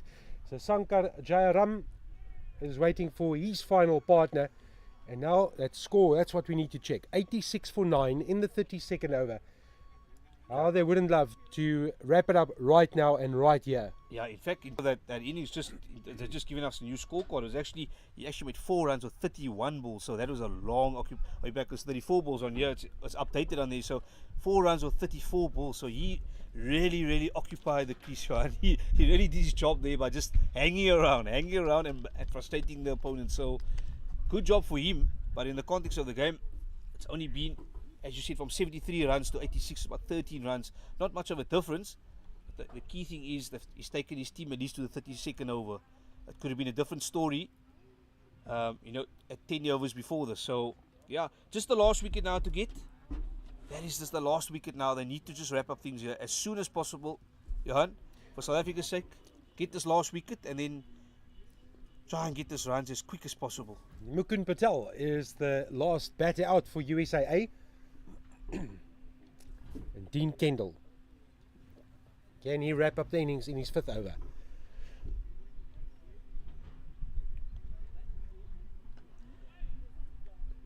Yeah, Dean Kendall, he's also been impressive. He's only conceded 7 runs, so he's been. And the good thing about him is, Johan, he hasn't bowled that many deliveries that have been wide compared to his other counterparts or his colleagues. It's just missed off stump. Hands on the head for Dean Kendall.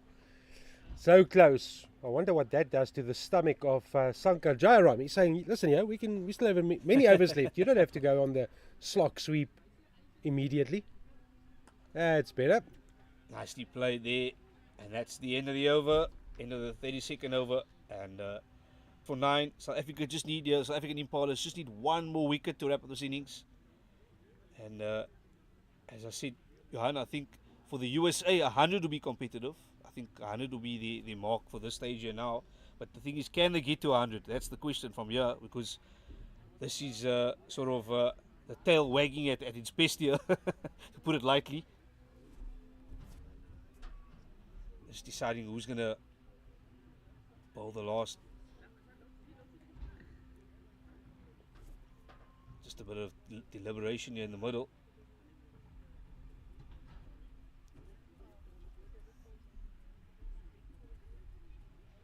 Just decided he's going to take the helmet off. It's hot out there at the moment, so he's going to bat without the helmet.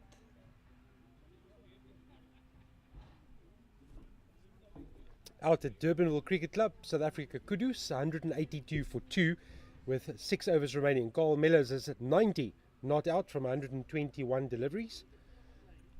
They're going well there, South Africa Kudus. Zimbabwe 143 for 2.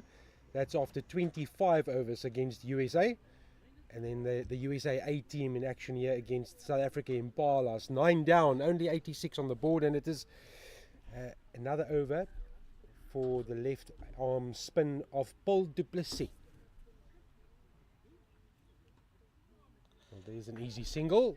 Played in that gap nicely there. they just every run here. Every single run will be cheered here, Johan.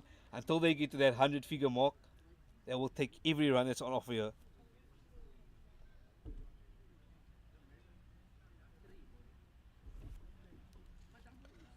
Weather's just sort of changed there all of a sudden. We had a bit about a passing shower. We had lots of clouds. Now it's got really hot. The sun is out again. So plenty of fluids will be taken in here, Johan.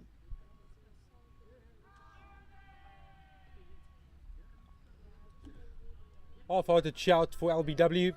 It's almost just clearing the throat. No real convincing appeal. Nothing convincing about it. Tossed up. I like that from Paul du Plessis. And no real feet from Mukund Patel. So absolutely no feet movement whatsoever. Batting deep in the crease as well. So no feet movement and just sort of going for that big hoove there. That's nicely played there, getting behind the ball. I think Paul du Plessis needs to toss it up outside off stump, invite the drive. It's easy at the moment when it's on the eye level or under the eyes and you just need to block it down into the ground. It's not that difficult, but outside off stump, there we go, and he'll take the bait. And that's exactly who he wants to be giving him that. He wants him to drive or play the shot in the air at least. But he gets through that, Mukund Patel, and that's the end of the 33rd over. And that score now goes to 87 for 9. We still have 12 overs remaining in this innings. You know, remember, it's a 45 over game.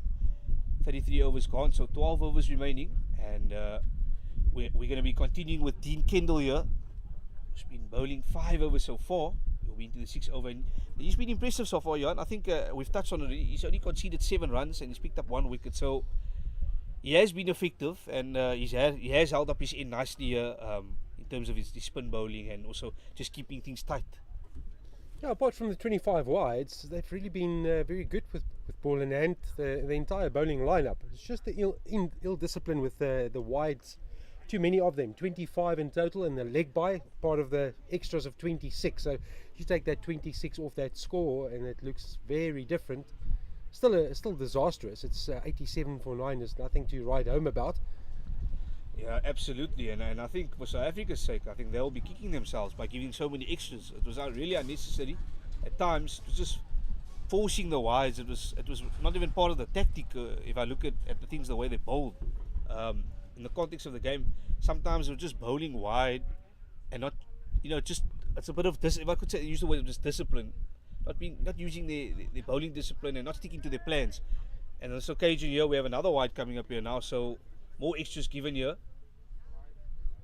Yeah, right on cue. There's no reason now for this to happen. There's been no indication whatsoever from Sankar Jairam. He's not going to attack anything. You can put it on a plate, you can dish it up short, it's going to be blocked. There's no intention to score runs. He's going to wait for the bad delivery or the wide, the freebie. I think your real opportunity to induce a shot or get something from the bat is Patel. Patel, he's not moving his feet, he's not playing down the right line, and he's giving you 1 or 2 half chances. So I would spread the field for Sankar Jairam. I would put them on the circle. Oh, There we go. And a bit of an inside edge there. We've just spoken about it. Toss the ball up. Give it a bit of room here, just because we know Wicket Patel, he's going to be playing at it. He's not going to be hanging around. He's basically the opposite of Sankar. Sankar is just looking to stand and sort of occupy the crease as long as possible. Where Wicket, as soon as he sees his eyes light up, he's going to go for it. So he's not going to take a quick single. So you take everyone, put them on the inner circle, on the dots where they're allowed to stand, so that they don't take the single. They're not going to run a quick single, or put them halfway. Keep Wicket Patel on strike, and then work towards his end. That's your only realistic chance now. Jairam is going to block. If it's short, it's going to be blocked. There's no intention there. He's here to bat for the remainder of the overs. That's the plan. So 11 overs to go. You need to focus at this end. Yeah, and we spoke about in the context of this game, I think the total now for the USA veterans, for them now, they just want to get to 3 figures, get to the 100 mark as soon as possible. I think for them, they'll take it on any single other day, because let's be honest, at one stage we thought that we were going to bowl out for about under 80. If we have to be honest, we thought 80 was probably the most they're probably going to get. So for them, I think they'll be very happy with us. They got to take 90 for 9. And Johan, you touch on about the wides, the extras, about 26 or 27 runs. If I'm speaking under correction here, but if you take those extras away, those wides, the score could have been far less. So yeah, it's good. I think it's been a good innings from South Africa so far. Yeah, they should be happy with it in terms of where they are, but they need to get over the line here. Just bowl them out as soon as possible, and try and get this runs as soon as possible, and get this game done and quick and done dusted. So yeah. Paul du Plessis, for me, just needs to go slightly outside off stump. He has 2 short catching positions on the offside that's very visible on your camera or on your television screen, wherever you are watching. I wouldn't bowl straight to Patel. That's too easy to block. Just there, he needs to move his front foot slightly down the line of the ball and then tap it back with the bat. Give him something outside his eye line, toss it up outside off stump, let him extend the hands. You've got 2 short catches and 1 behind that. So you've got 3 catching options on the offside. Yeah. Give him the flight. Yeah. That's too easy. I think the key point you're trying to make, Johan, is make him play so that you can actually get the opportunity to get him out. Because I would even go one further. Make his eyes lit up. Don't playing. He's just going to do the same thing as Jairam and prod it back. But for me, he won't have the same discipline to do it continuously if it's tossed up outside off stump. That's a very good point there. I absolutely agree with you. And he gets to that over. So we into 35 overs gone here now, and 10 overs remaining. The game's flying here. So these two are still surviving somehow, in some way. And they're doing a pretty good job of just occupying the crease here. As Johan, my colleague, has mentioned on a number of occasions, it seems like these guys they're not looking to play anything. They're just looking to trot it around or just sort of block. you're not going to win the match with 90. So show some intent. This is the last wicket partnership. The field is up. If you're not going to play shots, what have you got to lose? Absolutely. Either way, you're going to lose. 90 for 9, you're not going to defend. They weren't able to defend. Well, they conceded 320 against Wales, 319. They lost by 10 wickets to their senior side, and now they're staring down the barrel again. What to me, what is the point of blocking 10 overs? Yeah. If you get 2 runs an over for 10 overs, that's an additional 20. That's 110 on the board. Yeah, I think tactically we saw from the innings break at 30 overs, we saw the coaches chatting. I think for them it's just about getting through the innings, and also Johan, you made a point that they haven't been bowled out in the tour, and so maybe it's a pride thing. It's a pride thing maybe. Bat the innings out. Let's not get ourselves bowled out here. So that could be maybe a psychological thing for them as well. Getting through the innings and scoring 100 and losing with 20 overs to spare doesn't do anything for anybody. Absolutely, I agree with that. But I'm just saying from their tactical point of what we're trying to get in their mindset of, I think their point is sort of, let's just play these 10 overs out and not get bowled out. I would say, guys, 92 blocking away. Pointless, very pointless. We're not making friends by doing this. Let's go out, play some positive cricket. We might need it when we play 5 against 6 on Monday. You might need to come in and score 20 or 40 balls. Where's your match practice in that? Yeah. No, I agree with you 100%. I agree 100% there. That's a really good observation. But what I'm trying to say is, I think just from their point of view, I'm trying to think of their mindset, not of our mindset, of just the way they're thinking from a tactical point and a coaching point is, we just want to bat this. Just bat out the innings and not lose that last wicket. I think it's just something they want to maintain in this tournament, not being bowled out. I hope that's not the case. I hope that is not the reason they're doing it. There we go. So finally a shot in anger, and it has come from Patel, and it's raced to the boundary for 4. That's where you get the applause. That's where you get the match practice, and suddenly you get a bit of momentum and a bit of belief. And there's nothing like that in cricket. But by blocking away, you're achieving nothing. Absolutely, and I think we just heard a couple of screams here. If you can't hear the noise in the background, we saw a couple of claps and a kind of, this place has been very silent, very very quiet for a while. That on that occasion, a bit of room given there, and there's the positive intent you spoke about, Johan. We want to see a couple of boundaries and a couple of, maybe a couple of 2s and 3s here. So that's a good shot, and at least that's a good sign to see. And more importantly for them, they're getting close to that 3-figure mark there. So that's much better from the USA veterans.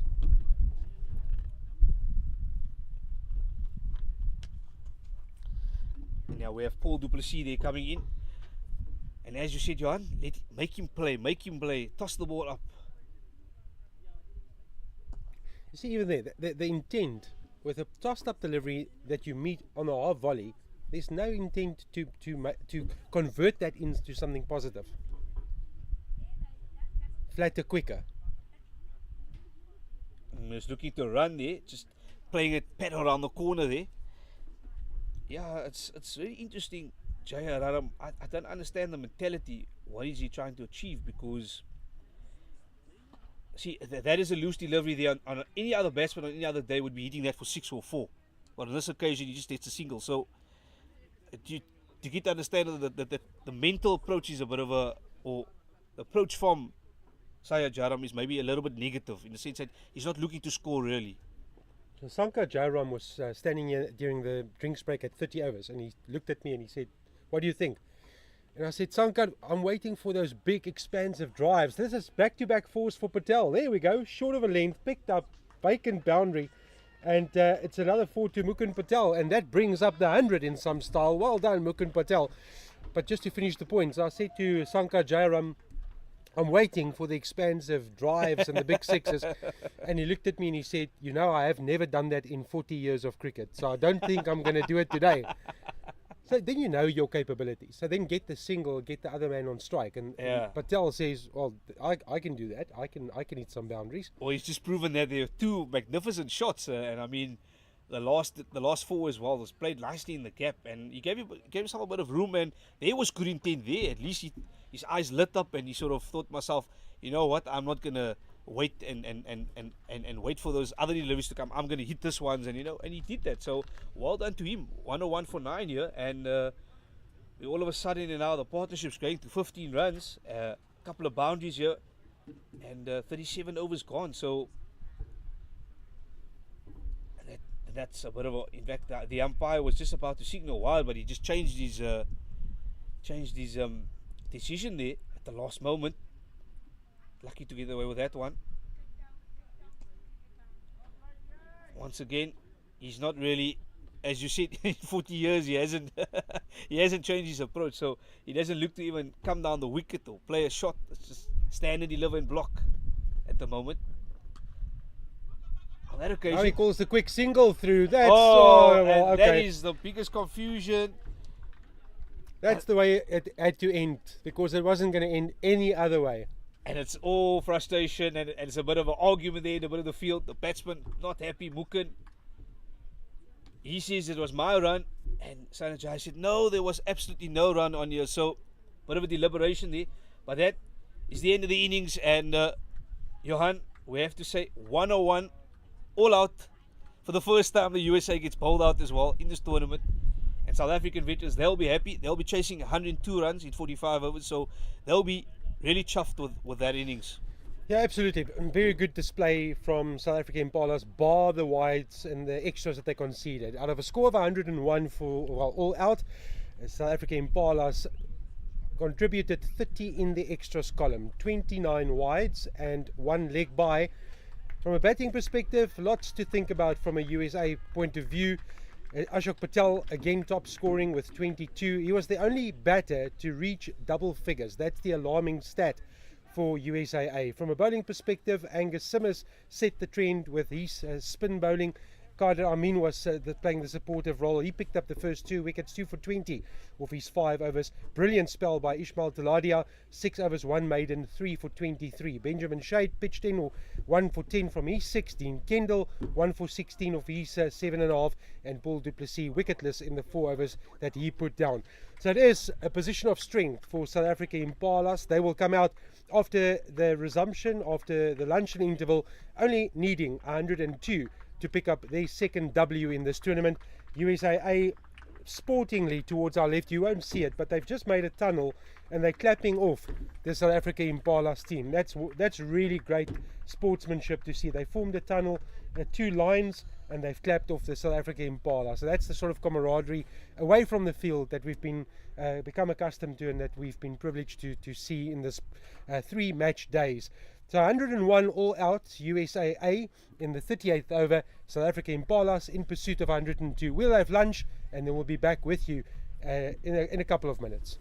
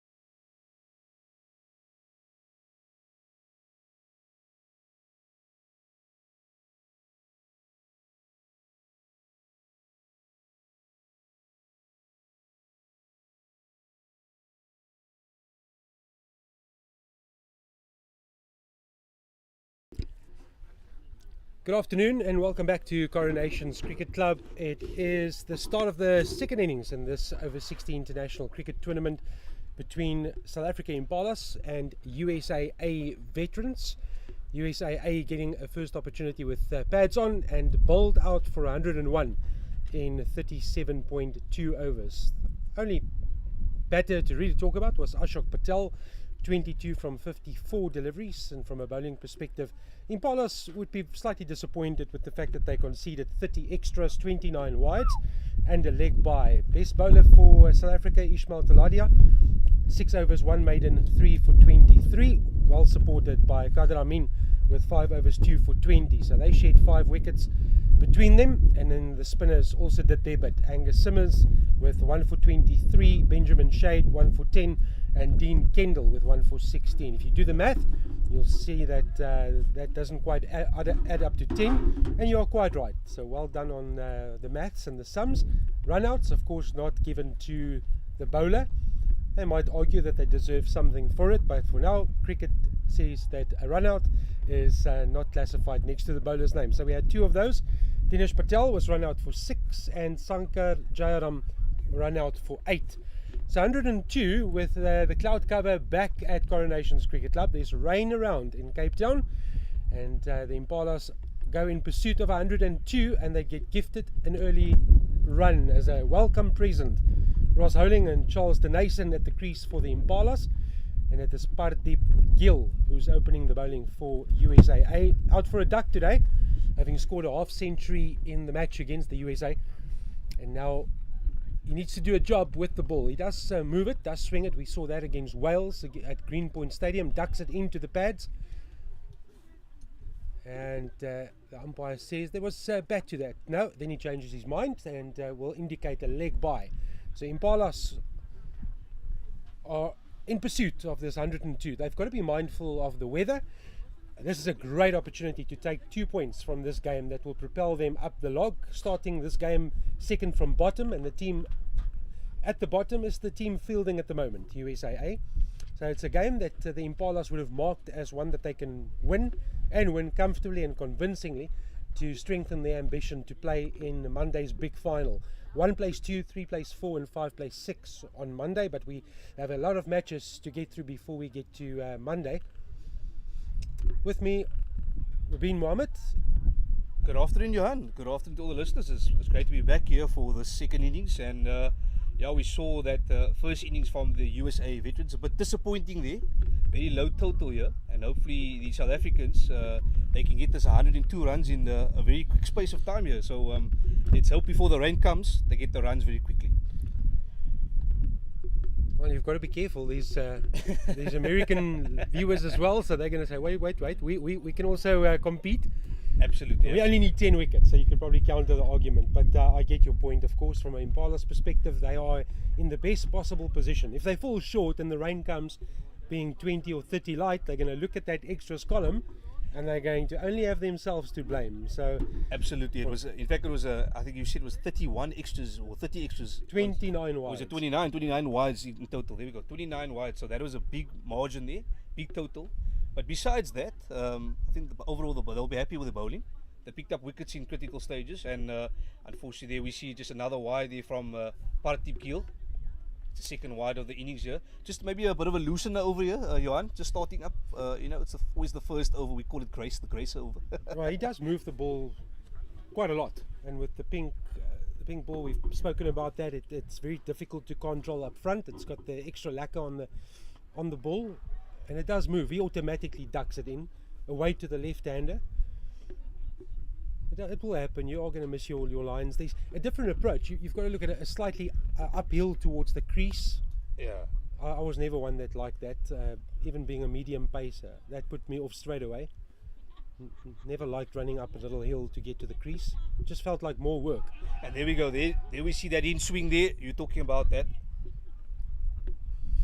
Seems to be a big amount of swing there. That ball came nicely back there, and you actually troubled the batsman there for one stage. There was. I'll tell you what I'll do. I would bowl Parip Gil from the other side. Oh, just having a little feel for that outside the off stump. But the reason being, the wind is moving contradictory to what he's trying to do with the ball. So the wind is pushing from right to left over his shoulder, Absolutely, yeah. and he's someone that ducks into the pads. So I would take him from the other end and use the wind to move the ball, to drift the ball. Drift, there we go, Correct. drift, yeah, we spoke about that. So, okay.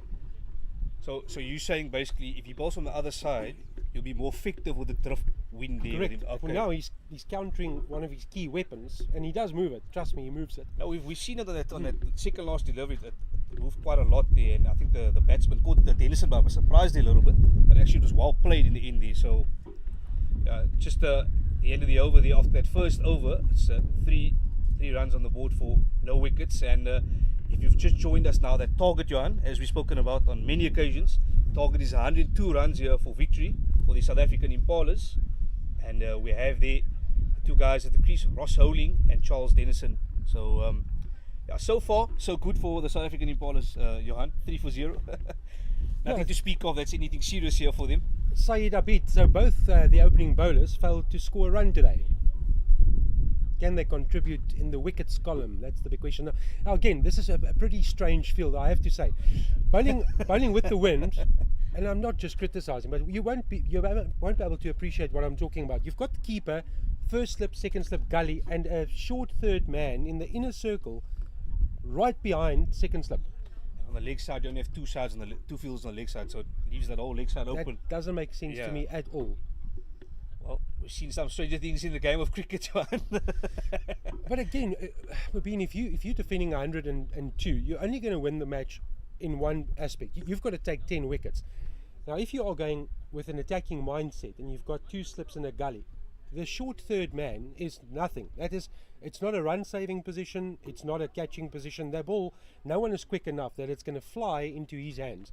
So taking him up and make him a third slip then, if you're going to have him behind the wickets. Or perhaps bring him to the leg side because there's only two fielders there. Get some extra cover on the leg side because you want to squeeze them sort of with the attack. Yeah, that's actually a very good observation there, Johan. Yeah, that's a bit mind-boggling here at this stage now to see what the tactics is from the captain. As you said, they need 10 wickets. If you had a quick bowler that was putting it down outside off stump and he was getting bounce, and you have a batter cutting, yes, I understand the fly. Let's call him a fly slip he is in a short third man position, but for me, he's right behind second slip, so it doesn't really make sense. Maybe they forgot about him, but I would take him out and I would bring him in front of square, catching position on the offsides, then invite the drive or leave the mid-off region open to invite the drive and have another catcher behind the stumps, especially with the new ball moving. Yeah, and there seems to be a good bounce. So far, he's getting some good bounce he's getting some good flight, some good bounce. And Nakvi, his name is Syed Abid Nakvi. This reminds me of primary school cricket where you had a fielder behind the keeper, only to stop the ball if the keeper missed it. It's nicely played there, straight to the fielder. You have a very good point there, Johan. Reminds you of your primary school days. I remember it.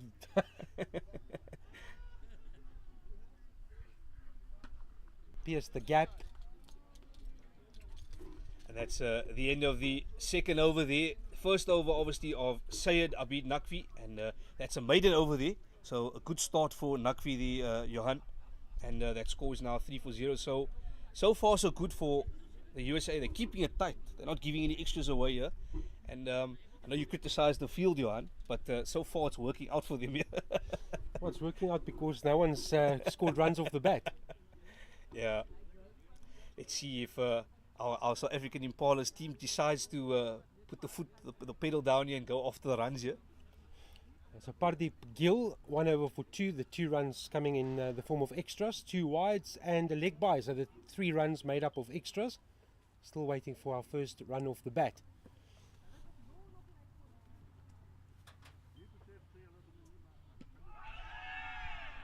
Oh, he's given him. He's out. He's given him. Yes, the umpire's raised his finger. And the first wicket has been taken here by Parip Gil. And Charles Dennison, he has to go. That ball, we were just talking about the swing, Johan. And we just saw a bit of late swing there. And the umpire's given it out there. Just your thoughts on the wicket there, Johan?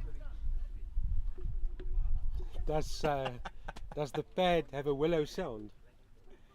I think that's off the bat. I think Charles the Nation is very unlucky. I think he's probably going to talk about that. Maybe we can get his thoughts when he gets cooled off, takes the pads off. But you make your own luck. You can only get the decision if you appeal and put the ball in the right areas, and that Parip Patel of Parip Gil has done.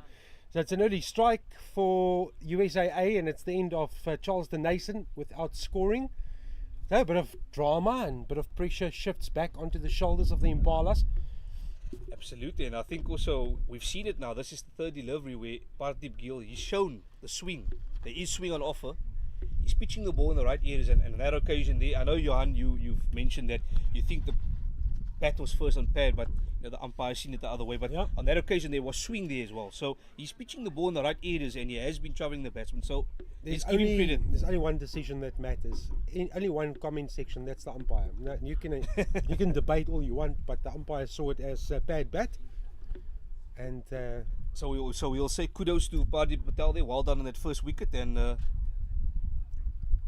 he's an important part in this lineup. He didn't do it with the bat today, so he feels he needs to contribute with the ball, and that he's done. Again, nice and full. I like that.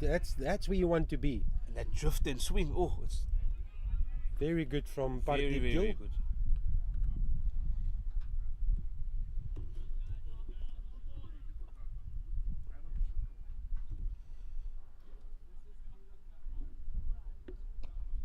And just the new man to the crease there as well. We were chatting about Charles Dennison just going away there. The new man at the crease is now Toit Malan. So yeah, Toit Malan, he's the man on strike here.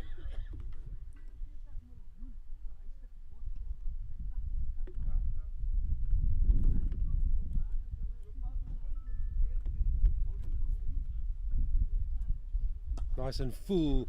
Toy Malan thinks about one, then he runs 3 paces and turns around. That would have sold his partner down the river. Yeah, slight hesitation there, just sending him back. It was a nice tossed up delivery there, could have been it, but yeah, it's straight to the fielder there on that occasion. But lovely cut shot over the top. That should be the first boundary. It's also the first runs off the bat. It's trickling towards the rope, and it has hit the rope. The fielder very slow to just show the umpire that it is 4. Lovely start for Toy Malan. Square cut over the top for 4. Yeah, just on that occasion there, Parip Gil just bowling with a bit of wit there and being punished there with a nice cut shot, and great shot there from Toy Malan, cashing in there and getting that 4 runs.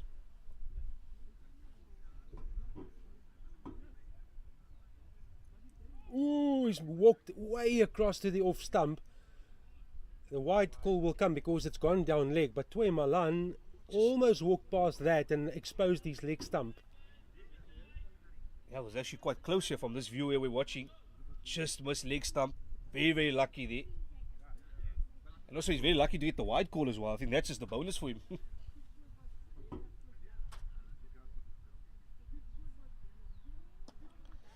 Once again, we're shifting quite a lot. It's a long way for a bowler that bowls in duckers.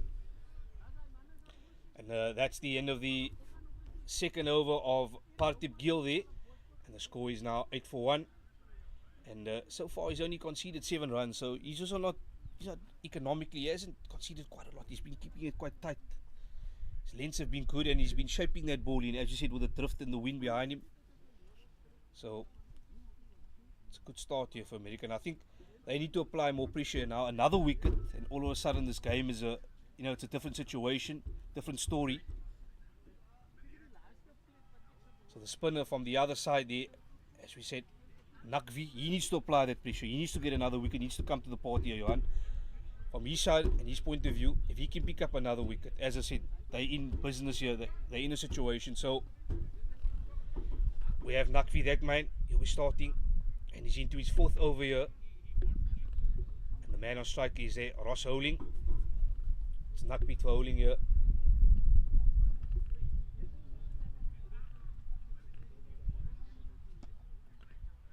Nicely play there from Howling. Good defense. Just blocking it and seeing it out there. Playing the safety route, Johan.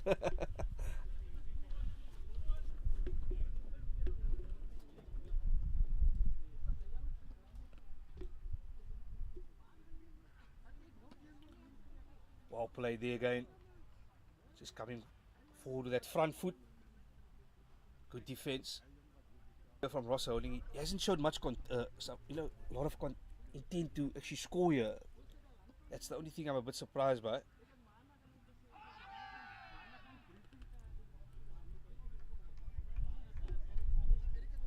He's faced so far 8 balls and hasn't got off the mark. So interesting, Johan. His approach has been pretty much like Jayan Kaya in the first innings for USA.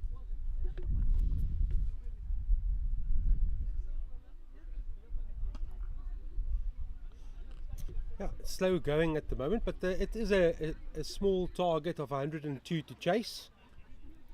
One of 3 matches happening across various venues. We'll bring you up to speed with what is happening elsewhere after this over. Oh, on that occasion, he gets punished into the gap there. That's a great stroke. He'll just be cut off there, and he'll come back for the second run. So there we go. We speak about the intent, Johan. There we go. We see Howling. Good shot there. Hit into the cap. Just on the up end. Cutting it nicely there. His first runs. He gets off the mark finally. After 12 deliveries. It's well played again. So while we have an opportunity, let's take you elsewhere. Durbanville Cricket Club in Durbanville, suburb of Cape Town. Wales, they are chasing 227 against South Africa Kudus, and currently 6 without the loss of a wicket. That's in the second over, so their reply has started. Zimbabwe playing USA at Distel. Zimbabwe still busy with their first innings because of rain, so they had a bit of a weather delay. Wayne Parham on 108 from 125 balls. Zimbabwe 290 for 2 in the 43rd over. So there's still time left in that innings, and then USA will probably be chasing around 315. Zimbabwe definitely the form team at the moment, 2 from 2. Yeah, I've been following them quite closely, the Zimbos as we say. They've been really, really impressive, and they've got seem like they've got a well coached and well oiled side there. So they are definitely the team to watch out in this tournament. Oh, lovely. Rocks back, hits it through the gap for 4. Brilliant stroke there.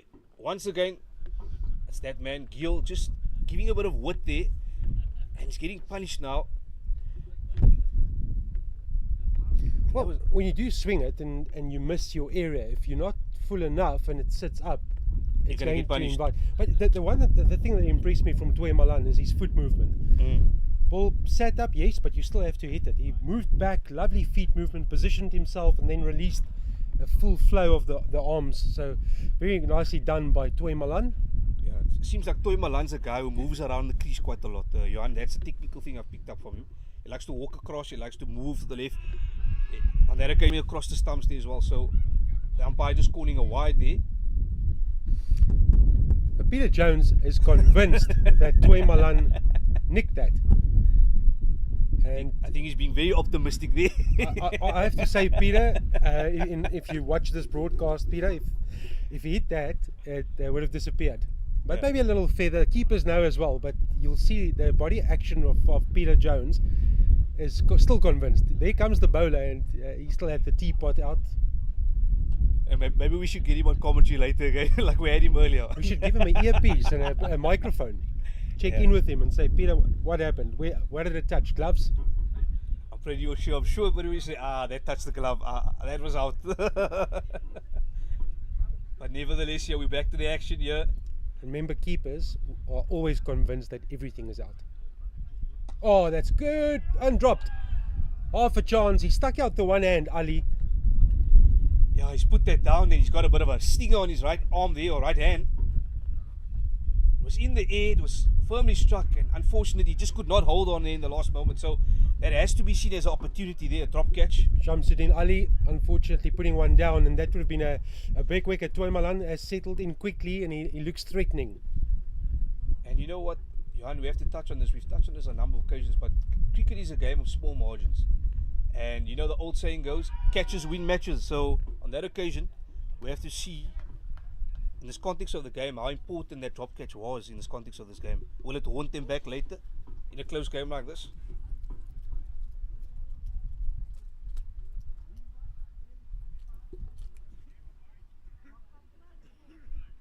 Just the umpire again, just signaling there.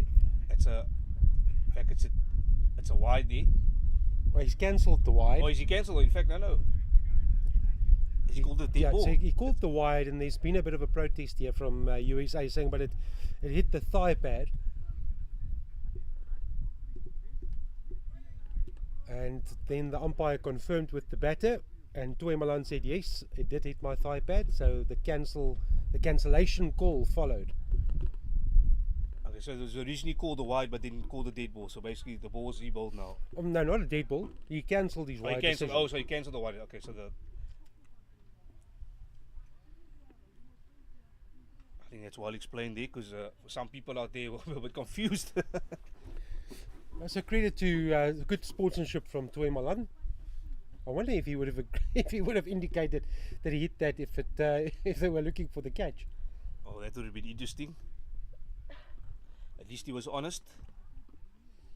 That's the way you should play. That's the way you should play, and as you said, that's good sportsmanship. I think that's a good thing about Toy Malan on that occasion. Once again, we have the spinner into the attack, Nakbi. He's still into his third over.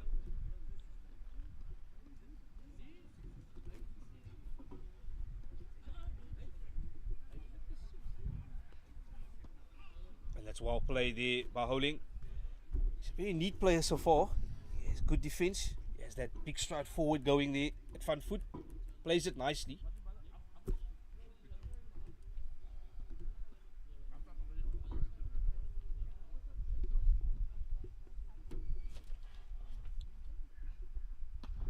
That's played in the air, just one bounce and straight to the fielder there at mid-off. Important now for Ross Howling just to keep himself in the bubble. Yeah, he doesn't want to throw his wicket away at this stage. I think just play the safe route. There was the run scoring opportunity. Just rocks back, saw the length that was outside off stump, but unfortunately couldn't get bat on ball.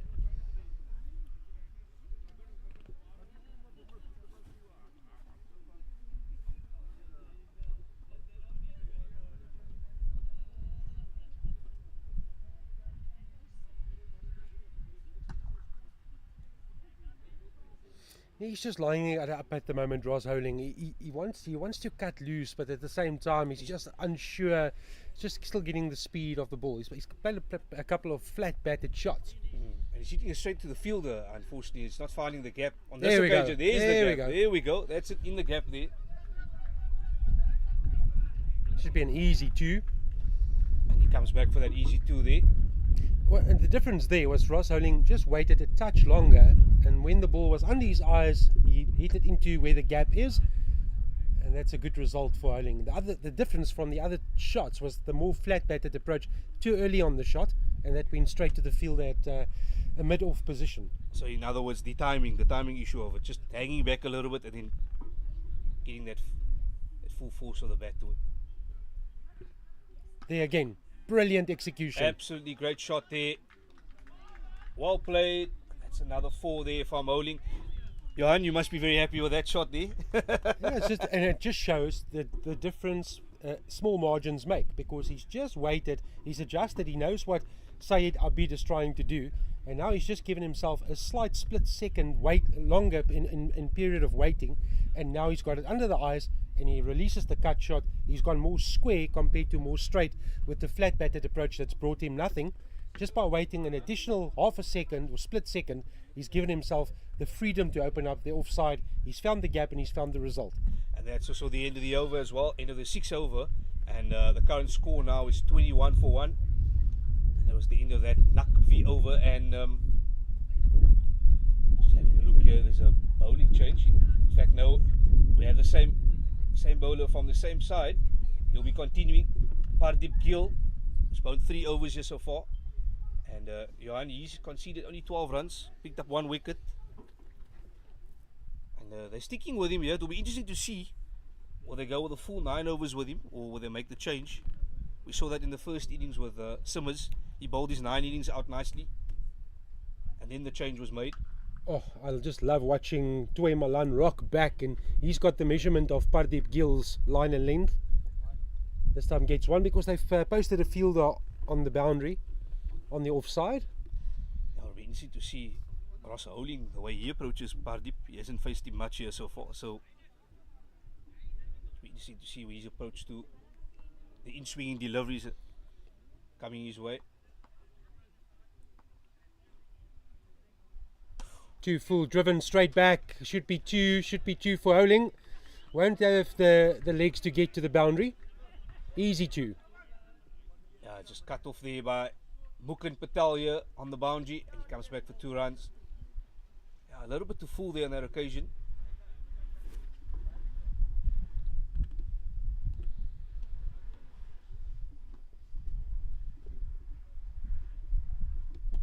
That's nicely played by Howling. Good defence, and as I spoke about earlier, he's a very neat player. Someone who has good defence here. Blocks the ball quite cleanly and he keeps his eye very closely on the ball. Bat and pad is nice and close together, and there's the movement in unison between front foot and bat, moving simultaneously. So Gil just looking for that. Yeah, just stopped. That run out attempt there. Gil is such a nice guy. We've had the privilege to spend some time with him. Hopefully he doesn't lift the bails. I don't think it's that sort of tournament, but he did stop. A bit of a warning to Tuwe Malan. Yeah, it's through the gap. That's going to be 4. Too much power, too wide and full, and gets the treatment. Yeah, too wide and full on that occasion. Gets punished, and the previous ball with that was a bit cheeky there. We thought he's looking for the run out attempt there. And just off this delivery, captain just having a word there with Parip. We just have to reassess things here now. It's getting a bit expensive now. 1 for 19 of the 3.4. He started well in that first 2 overs. Must he started well, but the third over and this over now becoming a bit loose here now.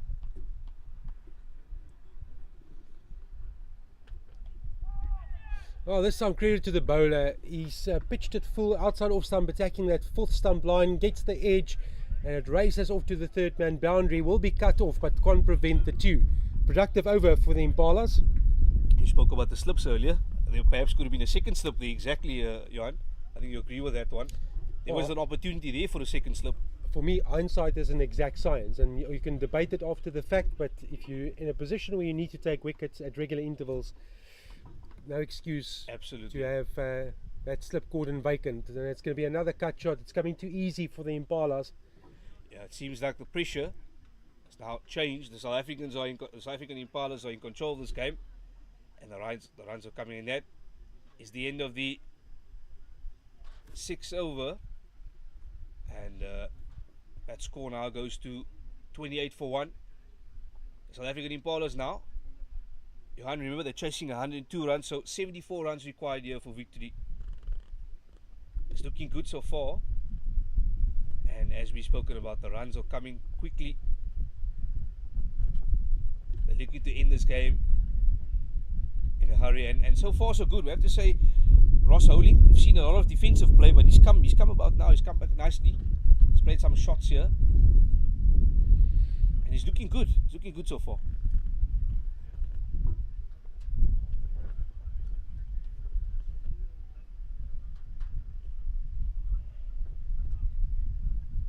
And just to continue from then he's into his 4th over now. Syed Abid Naqvi, the spinner, he'll be continuing.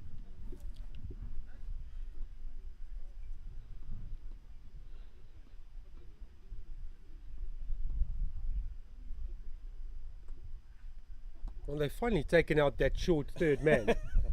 Oh, well, it looks like they've added 3 slips now, and it's all sort of a gully. 2 slips and a gully.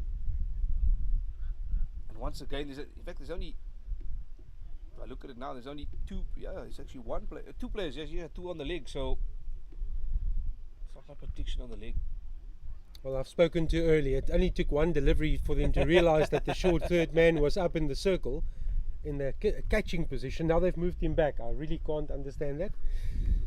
So 2 slips and the gully has moved back to a short third man position. It's almost like a fly third man. Well, that's he's out. played in the air and he scored. It's straight to the man, and Ross Holding, he'll be kicking himself.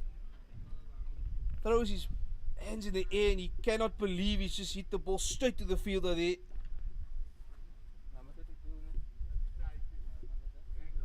Oh, Johan. Well, that's a big blow. Ross Holding is on his way. Walks back for 17. Ball was there to hit. Unfortunately for him, found the fielder's hands. And that is the second wicket for the Impalas in pursuit of 102. They find themselves on 31 for 2. Good opportunity to take you elsewhere. So Zimbabwe's innings is finally done. Disrupted because of an early shower. Rain shower, of course. 319 for 3 Zimbabwe against USA. Rory McWade scoring an unbeaten 101 from 78 deliveries. Wales and South Africa Kudus going head to head at Durbanville Cricket Club. South Africa Kudus scoring 226 for 5. Wales in reply 21 without the loss of a wicket after 6 overs. Paul Keneally and Neil Murray Williams at the crease. And Impalas then 31 for 2, chasing 102. So another big moment for USAA. They'll just they'll fancy that they can maybe get one more, and if they can get 1 or 2 more. Remember, this has been the sort of USA storyline: 40 for 4, 50 for 5. Yeah, absolutely. So they've been there in a number of games. What it, just to disturb you, Johan, what it does give them is it gives them a bit of a lifeline here. It gives them a bit of confidence that another 2 wickets, as you said, another 2 or 3 wickets, and all of a sudden this game changes completely. So, and they will feel that they can still win the game. Then they're still in the hunt for this game. So more pressure needs to be applied here. And really, I have to say it's an unfortunate wicket. Holding was looking good. He threw his wicket away, and he found the fielder. I think he could not believe it that he actually threw his wicket away there, because that ball was on offer to hit, and just found that fielder there, unfortunately. So yeah, he's got to go. Sometimes, in cricket, Johan, the ball's on offer, but you find the fielder, and sometimes you get the good ball, but then you actually hit the ball for 6. So things can happen. Very strange things can happen on a cricket field. That was a bad ball and it was offered to hit, and unfortunately just got the fielder. But nevertheless, we have to move on. Ross Holding is out, and the new man to the crease. The new man to the crease here, who's joined Toy Malan. He'll just need to settle down here. Firstly, get his eye in.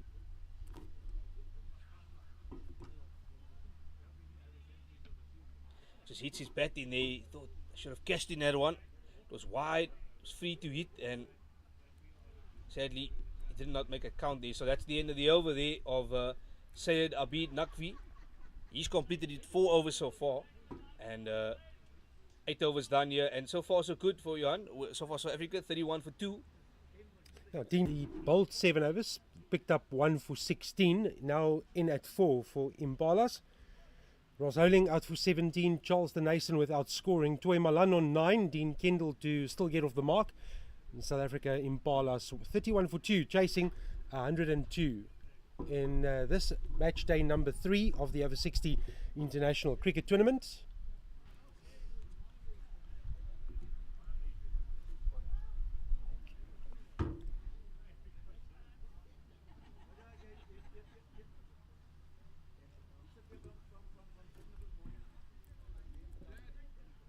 Change in bowler for US.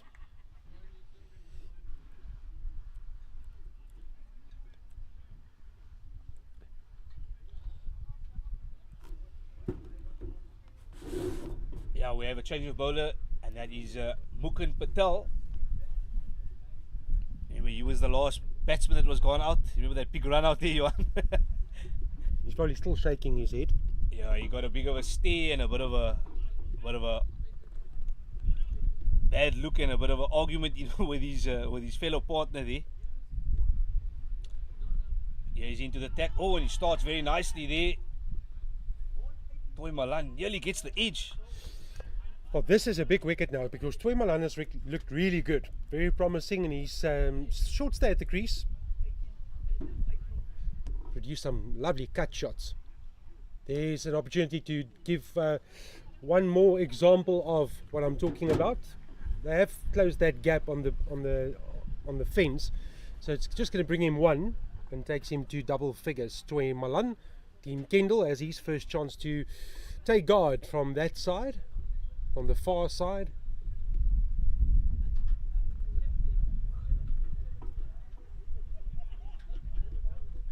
Yeah, and interesting to see. We had Peter Jones on, and that's a wide delivery there. We had Peter Jones on commentary earlier, which it's quite interesting to see. He's standing quite close to the stumps. He's just moved up to the stumps as well. Maybe looking at a possible, maybe stumping or maybe a catching opportunity. I'm trying to think of what the plan is. Why he's standing so close to the wickets. No, It could just be the pace of the bowler, perhaps. it's really the pace. For me, if you're in that sort of mid-range, you're either going to be there or at the. Whoa! He's given him. Oh, he's dropped it. Oh my goodness, that was an absolute dolly. It was there to be taken. Mukken will be kicking himself. He had that in his hands. At just the last moment, he's just dropped it. Well, they've dropped two now. Oh, that could be so costly. Dean Kendall let off the hook. And it looks like it was just like a casual drop, but the next ball was just bowling. No emotion was shown there whatsoever. Quite surprised to see that from Mukken. So Jones, he'll feel comfortable. At the end of the day, there's no advance being made by the batter, so he doesn't need to be up on the stumps. Toy Malan, really nice. He goes on down onto one leg, maneuvers a position, puts himself in a good position of strength, and then whips it around the corner for four.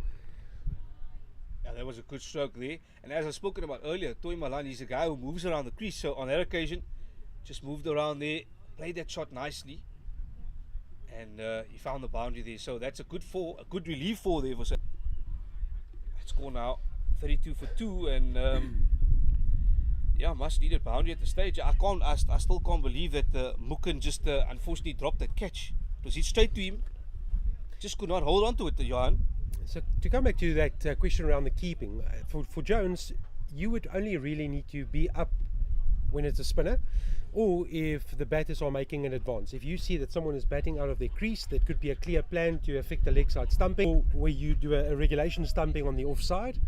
So for Jones, he feels that that's his comfortable line, and that's where he needs to be. And it's all about comfortability, especially with the gloves. You need to move, and you need to move quickly and react quickly, but in a position where you feel comfortable. You need to see the ball early, and then what ground do I need to cover, offside or leg? Yeah, and we have the Syed Abid Naqvi. He's back into the cat. He'll continue into his 5th over here. Interesting ploy, Johan, when I talk about spin. They're stuck with spin from that side. And it's interesting call because South Africa actually stuck with spinner on the far side as well. So it seems like that's the spinners in from the far side, and it doesn't seem to be that we have any fast bowlers or pace bowlers coming from that side. Interesting to see what the dynamics is if you speak to both captains perhaps and why they've chosen spin from that particular end. Well, I can give you a bit of insights. That's cut backward of point, a long chase. They'll think 2 and they will come for 2, which is good running between Kendall and Malan. So I can give you a bit of insights there. They don't have, with all due respect, they don't have too much in the pace department as such. Outside of Parip Gil, the It's rest basically are spinners, yeah. medium spinners, yeah. slash spinners. And you'll probably say that's the age category that they're in, 60 plus. They're not going to run up 10 paces and put it down short of a length. What I'm trying to make is, I think, just not spin. Seam up. A seamer, just a seamer, normal medium pacer. Even we haven't seen any medium pacers or seamer from that end, which is quite interesting to see. So maybe we're missing something from the pitch side, or perhaps maybe it's turning from this side. Oh, another third drop one. catch. Third Oh, my one goodness. down. 3 drop catches for USA. And I go back to the saying I said it about 20 minutes ago. I said catches win matches, Johan. It's an old saying. It's the first thing you get taught on a cricket field or by a coach. Your catches win your matches. You have to take your catches in a match because it's so vital. It's a difference between maybe a win and a loss. Now, I'll go back to what I've been advocating since the start of Syed Abid's spell. That short third man was worth nothing, and that your slip cordon needed to be strengthened. And he has taken out that third man. But the opportunity was grasped. And you have to say, Toy Malan, he was the guy who was actually dropped there. He's the guy that's in. He's the guy who's looking dangerous. So all of a sudden, you get that wicket, and then South Africa's in trouble. So I mean, they've just let Toy Malan off the hook there. In fact, it's twice off the hook. Put it that way. Sorry, twice, Johan. I've just been corrected. It's actually twice off the hook. Oh, so And Kendall offering a caught and bowled opportunity. So they haven't settled while Pardeep puts the big boot out. They won't get to Pardeep. But remember, this is their third match in a very short space of time. it's what we call the lazy leg or the lazy foot. But it's effective. It's been working. Yeah, they He's played. cut over a boundary, certain boundary there. So well fielded, we have to say. They played Monday and Tuesday, off on Wednesday. Match day number 3. Yeah, and we do have to remember these over-60s and these veterans. A lot of these guys are still very fit for the age, but remember, the body does take a toll at some stage. Well played once again. I think Saeed Abid has been very good. He's really tried very hard and given his team a couple of opportunities which they failed to make more of. Yeah, just you have to look at it and say fielding has really let them down. 3 catches, and I have to go a step further and say the 3 catches were not very difficult catches. The one to Muken was hit straight back to him. It was a regulation catch. The other one was at point. It was hit straight to him as well. And then this one is at third slip, the last one. So it's all positions that were hit straight to them. It wasn't any extraordinary positions or any extraordinary effort was taken. So you have to say those are regulation catches that should be taken at this level. I'm not sure if you agree with me, Johan. At any level, the chances, they don't come often. So not the most difficult catches. The caught and bowled one was regulation. But ifs and buts don't really matter in the game of cricket, but it would have really helped their cause. Absolutely. It could have been a different picture here. It could have been 5 wickets down, 4 wickets perhaps. But nevertheless, the game moves along, and as you say, a lot of ifs and buts and what have yous could have occurred. But what happens is we're now in the present moment. Buchan's bowling here now. He's into the second over. He needs to make up for that drop catch, so maybe he can pick up another wicket here perhaps, or make a breakthrough. Oh, bad bounce just in front of the fielder. They'll think too. They should get to. Just hope he hasn't injured anything there. It looks like he's limping. Yeah, fielder seems to be okay. That short. Oh, Kendall misses out. He lined it up, eyeing that leg side boundary. And he's going to get a single, but he would have wanted 4. Definitely on that occasion. I think he's missed out on that opportunity there of getting a possible boundary there. He's crossed over and he's got the single. And Toy Malan's back on strike here now. Book into Toy Malan.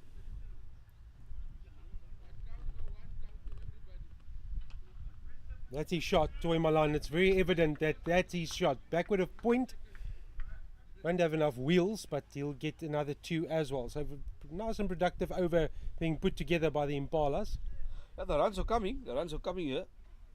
46 for 2 now, and 56 runs is required for victory. So almost halfway there. The South African Impalas is always halfway there. And that run rate, importantly, it's gone to 4.5. Again, presses the repeat button, but can't get the same result. As this time it's straight to point. And you spoke about it earlier. You said, Johan, you said if South Africa, you can't see South Africa not winning this game in 20 overs with that run rate of 5 per over. So far, it's not too bad off. They're quite close by. So yeah, I'm still sticking to it. The net run rate will help their cause along with a victory, so they need to be mindful of that. There'll be big tests to come. No disrespect to the USAA side, but there'll be better tests or bigger tests to come. absolutely. I think we have to be honest and say the quality of opposition will be more tougher. It will be difficult. And this is the sort of platform you need to use. So when you play those type of games, you are ready for those type of opposition because you've been in situations like that. I'm not sure if you agree with that sort of sentiment. Yeah, 100%. You've got a team down and out. They're on the ropes. They haven't really had the best of times on the cricket field. They've been brilliant off the cricket field. They've given us moments, but they're low on confidence. They're there for the taking. They took a real hiding from their fellow countrymen at Rondebosch losing by 10 wickets. They went down to Wales by 172 runs. Yeah, so it's been tough going for them. It's been tough going. And the thing is, how do you get the guys up? That's a question. You know, when you're getting all these heavy defeats and big margin defeats, as a coach, what do you say to your players, or what do you say as a captain? How do you motivate your side to say, you know what, we still have this game, we can win this game, we're not out this tournament? It's an interesting dilemma as a coach or a captain in that situation, but that's well hit there. And in fact, it has been cut off on the boundary. Excellent fielding there. He saved the boundary. And yes, so to answer your question, as the 50 comes up for South Africa,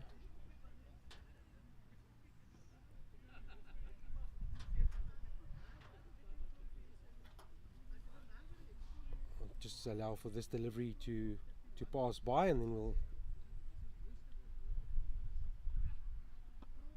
So, yeah, it's always going to be difficult to try and lift a senior team.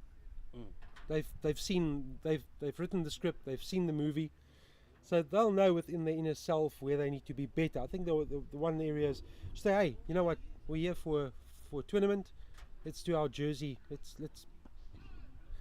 not even look only at pride in ourselves, but pride in our jersey, pride for our country. That should inspire you any day of the week. And just maybe put together something better in the batting, for just longer partnerships, a better application, and not throw away the wickets. I think they've been okay in the bowling. The first day they leaked a lot of runs, and they, especially in the extras column, but they did a better job. Yes, they lost by 10 wickets against USA, but that was purely because of a magnificent opening partnership and one specific player that took them to the cleaners and scored an unbeaten ton.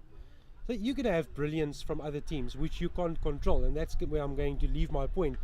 If you can control the controllables, so where do I bowl, how do I execute my plan, my application with the bat, if I get a good delivery and I nick off, so be it. Credit to the bowler. But I'm not going to go and play a shot out of character. I'm not going to go and gift my wicket away. And we saw too much of that today. In a score of 102, more than half of the wickets was gifted to the opposition. So that's something you can control. I can't control a great delivery. yeah, absolutely. But I can control what I do in my mindset and my game plan, my skill set. I can control that. Yeah, I think the bowling hasn't been too bad. They've improved on that, and I think it's just maybe the fielding and batting. Cricket's 3 departments, and the fielding we've seen today, 3 drop catches. That's really unacceptable at this level, and it's 3 regulation catches. May I add that as well. So yeah, and then also batting. If you're not putting enough runs on the board, you're not giving your bowlers a chance to also defend that. So the bowling could be good today, but unfortunately maybe the total's too much or too little. You get my point I'm trying to make, Johan. So you have to sort of, your departments have to overlap each other. And unfortunately, we only see it today. The bowling's done okay. The fielding and batting, unfortunately, has not been up to standard for the USA veterans. So yeah, very disappointing for them. But the most important thing is they're taking part in this tournament, and they're still in this contest. The game is not over yet. We have a new bowling changer in the attack, and we have that man earlier, Jagangaya. He's into the attack, and it'll be interesting to see how he bowls. Yeah, Sanka Jairam. Saka Jairam, yeah, there's it. Saka Jairam. Peter Jones was talking about exactly that they weren't out of the contest even in a position of despair, and that's the attitude you should have. You should never just say, well, this is done and dusted, I'm just going to go through the motions. I don't think you should ever do that, especially wearing your national colours. That's where your DNA comes out. That's where you need to fight and show the world what you are as a character. And yes, even at 60 or 60 plus, it's just tremendous. I don't think watching this game you can really truly appreciate that these players, they've probably contributed 40, 50 years to the game, and here they are still showing their skills. Yes, it might not be as sharp and as quick as what they were used to 20 years ago, but they're still doing it. They're still doing it. That's the very important part, and they're still enjoying it, most importantly. And I think it's just special to sing your national anthem at a venue playing cricket. Doesn't matter what the age category is. A lot of them might never have had that chance in early years, being 20s or 30s or 40s, and now there's a platform for vets cricket, and you can go out to a different country to play for your country, sing your national anthem that you might have dreamt about since the age of 8 or 7 or 6 or whatever it might be. Absolutely. And now it's taken you 50 years to finally get that chance, and here you are, and that should in itself be enough.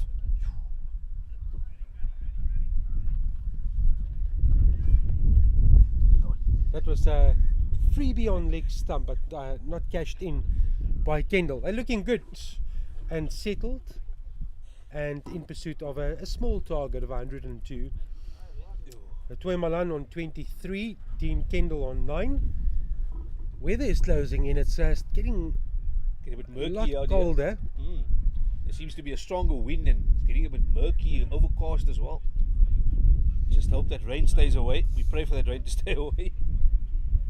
They're well ahead of the game, Impalas. That's tossed up again. This time it is cut away into the gap. Kendall will go to double figures. So yeah, that's we were talking earlier with a couple of people that's heavily involved in vets cricket and the different platforms, the over-40s, the over-50s, the over-60s, and how the game or how the opportunity has just expanded. Talking about cricket in Canada coming up, Barbados. That's A lot of cricket on it. that's special for That's you. special, definitely, and it's expanding the global game. I think that's the most important part as well. It's growing cricket as a cricket brand and as a veterans brand as well, playing different regions in different countries. And I think it's good to see other countries partaking in it, not only South Africa. So I tell you what I would do if I was in charge of vets cricket. I would take these games to schools in different countries. I would play on their pitches, bring the kids out to sit on the pavilion or around on the grass embankments and watch. Let the passion come from what you are watching. Absolutely, and I think it's some of these guys, as we said, they're veterans, they're legends. They've played cricket for 30, 40 years. It's just to learn and to watch that cricket. I think that'll be amazing for them. The experience they'll get from that will be at the top of the range. It'll be really something magnificent for young kids out there. I would take this product entirely to the schools and play it on a school day. Go and take hands with the headmaster and say, listen, we're coming to play vets cricket at your field. We're bringing USA against South Africa. Can you give us a day where you put your scholars on the pavilion to watch the game of cricket? I'm sure more often than not you're going to get a positive response, and you're probably going to get an interest in this game. And that to me is how it should start. Yeah, absolutely. Great points we made there. I think Johan, maybe you should head up that veterans committee there, perhaps, or put some input in that.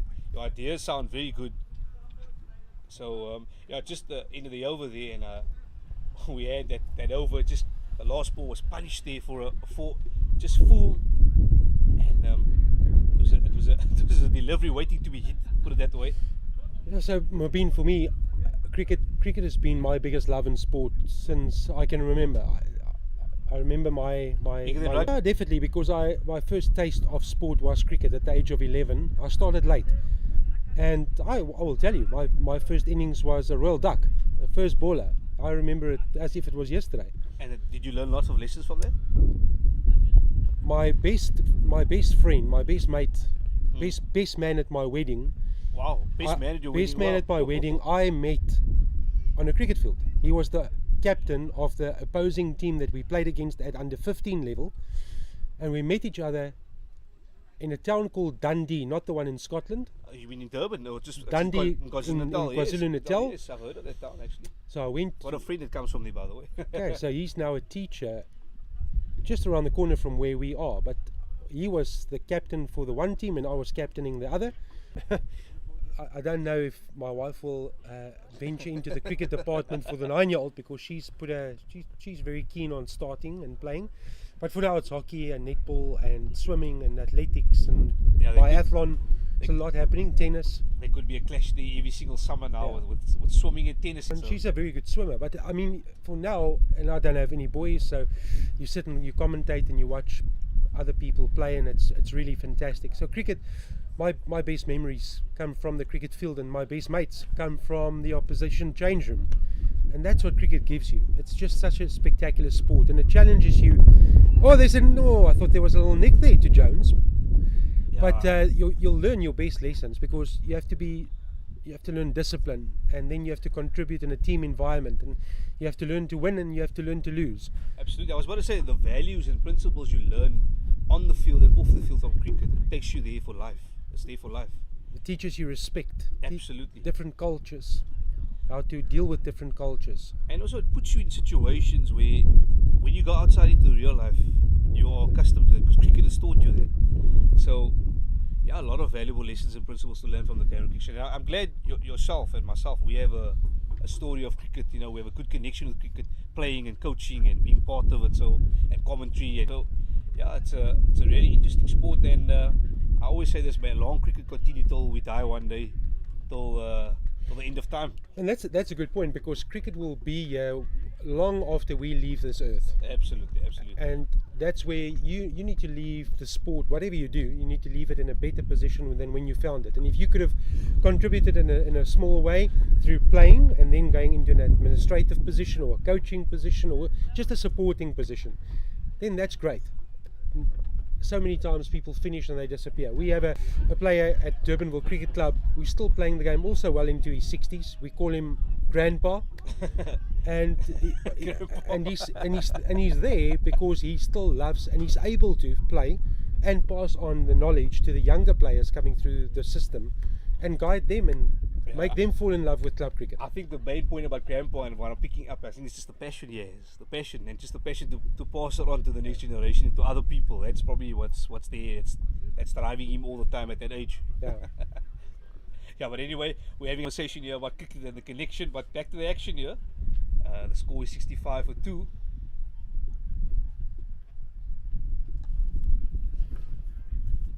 Now, how the game can change and how quickly it can change. Four drop catches. Toy Malan has been released, 29 of 31 deliveries. Dean Kendall, 11 of 20. And the complexity has just turned around in the favour of the Impalas. And again, that's the thing, the beauty of cricket. The ifs and buts column doesn't exist. It's only about the now and the fact. Or the wickets and runs column. and the fact says that you're staring down the barrel, but it could have been so different on a different day. But you come back, you don't give up, and tomorrow is a fresh start. And then those catches stick. Oh, it will just... It's well fielded in the end there. The one thing is that you will never master this game. Never. You will never score 100 after 100 after 100 for 100 innings. So there's always... It's what you call a process of learning all the time. It's a never-ending process. Never-ending process. Never-ending process. You Like will to put it in good English terms. You will come back, and that's why you come back. It's like playing golf. You might find the rough for 18 consecutive holes, but you'll believe that tomorrow you'll find the fairway. That's why you go back.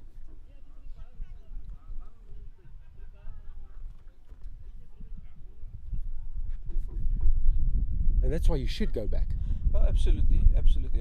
Jan, this conversation we're having is really great. I think it's something that hopefully many of the viewers and listening here, I think maybe they can take some lessons from that as well. Just having this conversation about that, about cricket and the connection, and about the learning process of cricket. It's a never learning process. Never ends. It's always, you always got to learn. You got to improve all the time.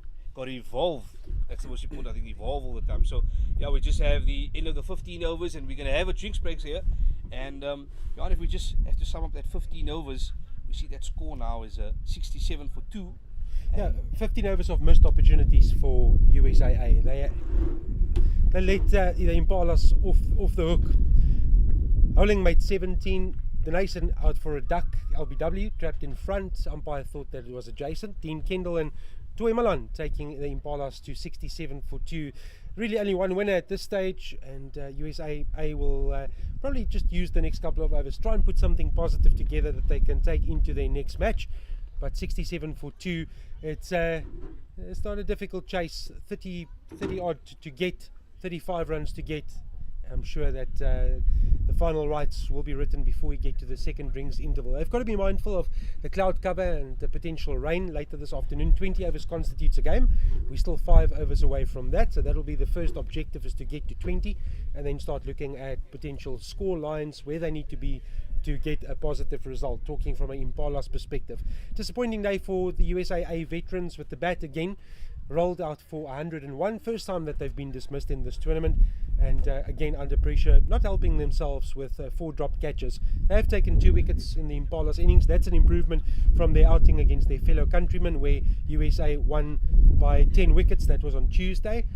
And now let's see if they can just put something positive together, at least hold on to the catches before the end of this inning. So the Impalas moving closer towards a victory this afternoon. They need 35 when we return after drinks.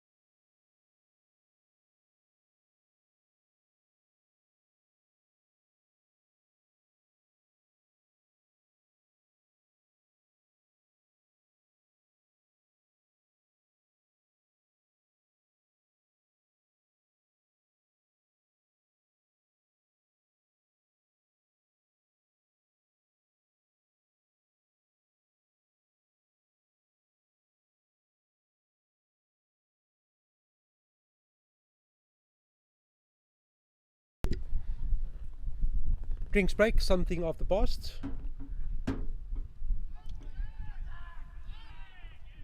Yeah, welcome back, Johan. Welcome back to all the viewers that are tuning into this match here between the South African Parlors here and we are here in the Western Cape. We are here in South Africa, and we're in a region called Peniel. And if you've just joined us, South Africans just require over 34 runs to win here and get the victory here.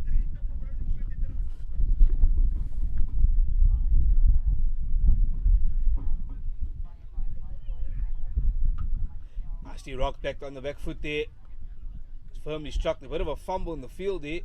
And in fact, it's gone for 4 runs. Oh, just some shocking fielding here now. We've seen the 4 drop catches, and now that was a regulation save on the boundary, but unfortunately just took his eye off the ball there at the last minute, and that's gone for 4 runs. So yeah, discipline in the field has really let down the USA veterans. Something that's cost them dearly today. This game could have been much more tighter. Once again, another delivery outside, wide outside of stump, and this time he struck straight to the fielder there. Parip Gil on that occasion just saving that one. But again, Johan, you got to question the fielding. What is going on in the field today for the USA? Yeah, they have let themselves down on a different day. That one that went the aerial route from Toy Malan could have just as well found a fielder's hands, but it's just not been their day. When you come out and you've only put together 101, it's difficult to lift the heads, and when you see a catch go down and a second one go down, you really start believing that it's just not going to be your day. That's another close call, just leaving the bat out to dry. I've been impressed by Jones behind the stumps. Very good glove work. Absolutely, he's got fast hands, and also what I like about him is his game awareness. He's got good game awareness. He takes the ball quickly in, and then he either stumps you, or he's got good ball-eye coordination skills. I think that's the correct way to say it. And I think most wickets do have it, but I think it's been for being someone at that age to have that skill still at over 60. I think it's very impressive. Yeah, lovely man. He spent some time with us this morning and been able to connect with a lot of the players that we've seen in the first 3 days. Now that equation, just for everyone, 30 runs to win here. We're in the 16th over, and this game should be done very, very soon. Only 30 runs required. Yeah, so African Impalas here, they're in a good situation now. 2 set batsmen at the crease. Toy Malan on 35 here, or 39 deliveries, and then we have Dean Kendall obviously on 12 of the 24 deliveries. So 2 set batsmen, only 30 runs required. It's looking really, really good for the South African Impalas, and unfortunately we'll have to say it again, it's been a tough day at the office for the USA veterans. 2 matches that's happening at different venues. The one at the Stell Cricket Club, Zimbabwe, posting 319 for 3 against USA. And Zimbabwe definitely the form team. That's a lovely shot around the corner, off the pads into vacant real estate, and that'll be 2 more to Toy Malan. So 319 for 3, USA with a mountain to climb. They haven't started their innings or their reply because there was rain at Distal Cricket Club, so we slightly delayed there. Wales against South Africa, Kudus is being played at Durbanville Cricket Club, and South Africa, Kudus scored 226 for 5. Wales on the back foot, 58 for 3. Mike Cann and John Jones now at the crease, both fairly new at the crease. Mike Cann has faced 1 delivery and Jones has faced 3. Bit of a story around Mike Cann. He played a lot of his provincial cricket for Boland and Griqualand West, and then went back home and now back with the veterans to play for their national side. So he has close ties with South Africa. An appeal from the bowler, but not from the keeper. And unfortunately, Jones is not supporting this plea with the umpire, and that's normally a giveaway that there was no edge. Jones should have been vocal, but he wasn't. So 59 for 3. It's all set up beautifully at Durbanville Cricket Club. Yeah, Sankar Jayaram there having a bit of a debate there with the umpire. He thought that it was out, but the umpire is not having any of it. It's not out. But loud appeal. That's another good shot there. Well, the guy on the boundary cut it off. I think he's cut it off. Yes, he has. And they just get 2 runs there. So the scoreboard ticking nicely here for South Africa. 76 for 2. Looking good. They're in control. Unfortunately for the USA veterans, it's still very difficult times out there for them. Sankar Jairam was convinced that he had his man. That's a tossed up delivery and a lot of foot movement from Toy Malan. He had the dancing shoes on, first moving forward, then backward, and then just a prod onto the offside. So he's on 39, enough runs to get for Toy Malan to get a half century this afternoon. Moves nicely, and that was one area that we've been impressed with Toy Malan this afternoon. There's a long chase around the boundary. The ball will win 4 more to Toy Malan and South Africa Impalas. He's on to 43. Great shot. Another excellent, well played delivery there from Toy Malan. He's getting close to 50 runs here. I think it'll be nice for him to get a 50. I think that'll be a good milestone for Toy Malan. If he can get a 50 here and also get the victory in no time. It's been really impressive. What I like about him is very innovative. And when I say innovative, what I mean is his ability to play different shots and to move around the crease, and the way he dictates at the crease. It's been really nice to watch. And he always has this attacking mentality of trying to look to score, which is very positive. I think that's a point that I'd like to make about Toy Malan. I really like the way he's constructed his innings. It's always looking on the leg side, looking for the gaps, trying to play. So I think you said it earlier, he's quite flexible. That's the word. He's quite flexible in that regard. Now the fielding, fumble in the field there. Oh, it's just, unfortunately, fielding, Johan, has just let them down here. It's misfield after misfield, drop catch after drop catch. It's been the story for USA this afternoon. Final rights being written in this fixture as the partnership passes 50 between Toy Malan and Dean Kendall. 3 for 1, 31 for 2. Charles Denason departed early for a duck, and Ross Holing contributed 17. So 31 for 2, just a slight opportunity for USAA, but not helped really by the fact that they missed some chances, real opportunities, and that has allowed Toy Malan and Dean Kendall to settle in and build their foundation towards a victory for the Impalas this afternoon. And that was what USAA did not have. Someone that was slightly aggressive and anchoring the innings. Ashok Patel faced 54 deliveries for his 22, but he was the only player to reach double figures, and that was one of the problem areas for USA this afternoon. Toy Malan then 5 shy of a milestone, but the attention with Dean Kendall and Saeed Abid. Yeah, interesting. They've gone 7 overs on the trot here. It's pretty much the same like the first innings with Simmers. He bowled at 9 overs from that in, and this is exactly the same thing has been happening with Nakvi here. That occasion, lots of wood given, nice cut shot there, and firmly struck into the gap, gets punished, and another 4 runs there. It's all too easy here now, Johan. I think this game is gone here for the USA veterans and the South African Impalas who are coming home here. 16 more to win. Saeed Abid in his 8th over, his penultimate over. You're allowed to bowl 9 because the innings total is 45 per team. It's been on the money. Saeed Abid hasn't really given too much away. That was one of the rare opportunities where it was short and wide and you still have to put it away, and Dean Kendall did exactly that. His first boundary.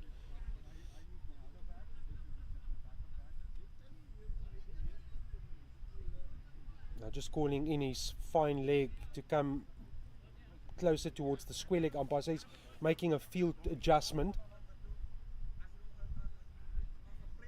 Again offers the width, but this time Kendall can't get bat on ball.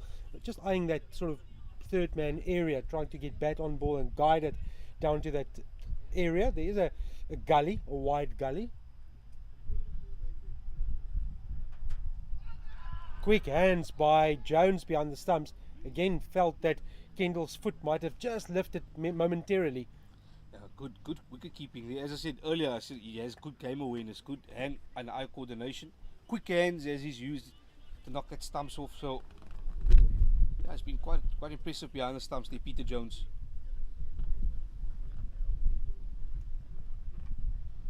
This time rocks back and makes contact as Kendall. He'll help himself to at least 2. If they want to press, we'll see how interested Toy Malan is. The answer is not very.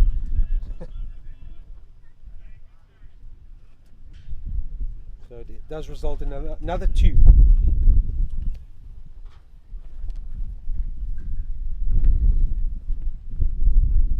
Now just another 14 runs for victory. South Africa's wanted to wrap this up very quickly.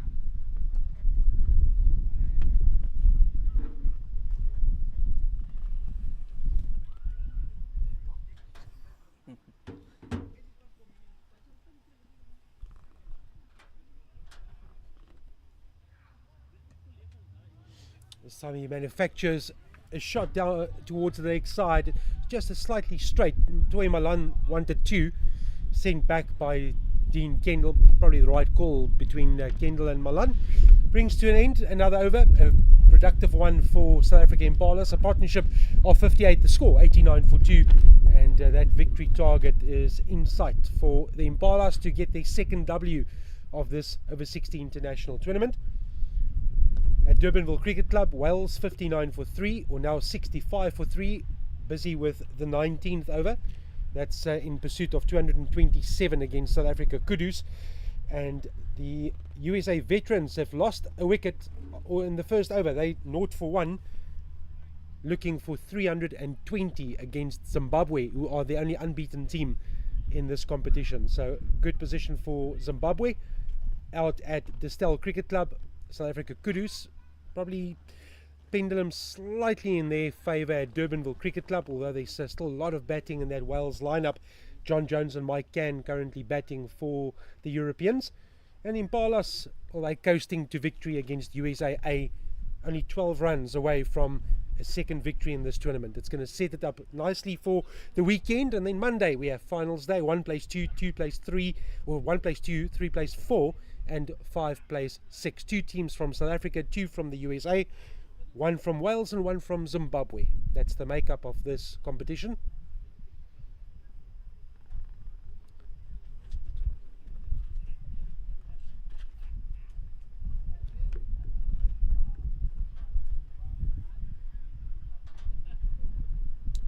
Parip Patel, change of bowler for US, slow left arm.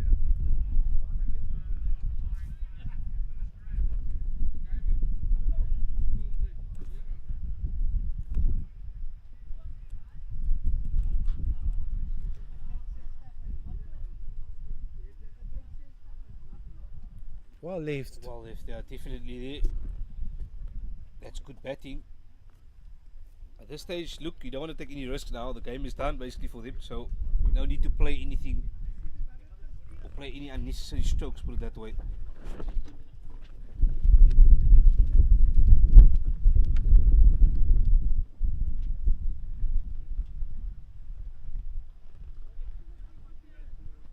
Lots of flight, and then plants the foot as Kendall tries to just make contact and smash it towards the leg side boundary.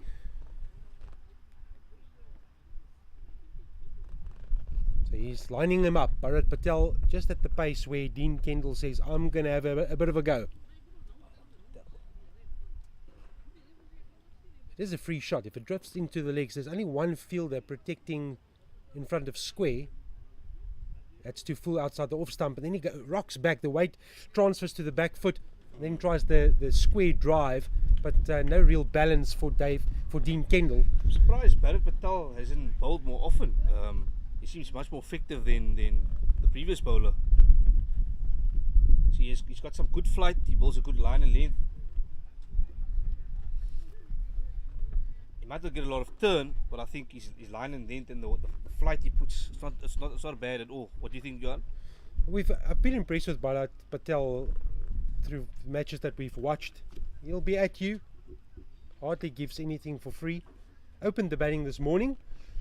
Scored 7. Played a shot across the line and was castled. That's flighted again. Bat and pad closely together from Toy Malan. Good start by Parip Patel, only conceding the 1. Also appreciated by Jones behind the stumps.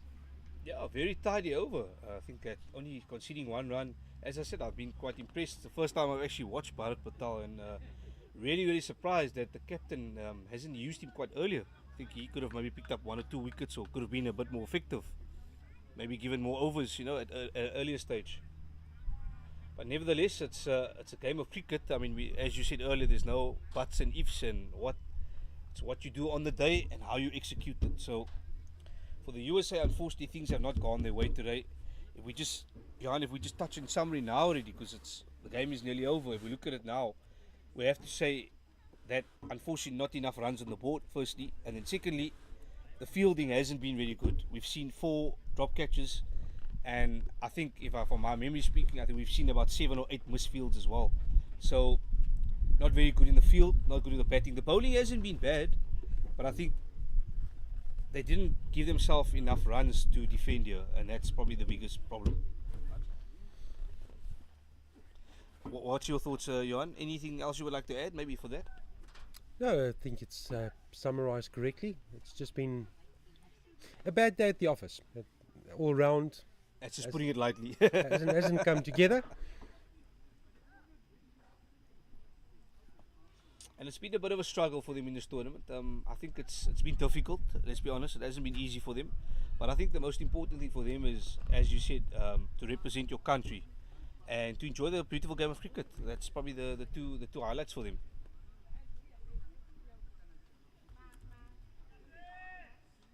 Oh, that's just tossed up, dished up from Angeli Ewart, and there's no one on that leg side boundary.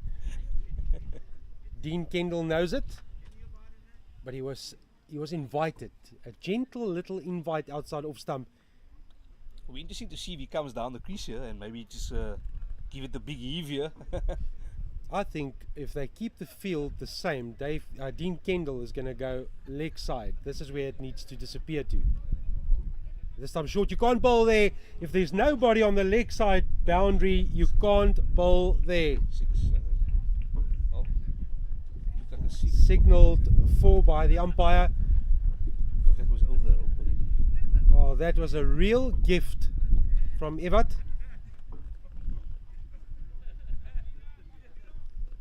I have to say the boundaries were quite big here as well also, so that was well hit. Good 4 runs there.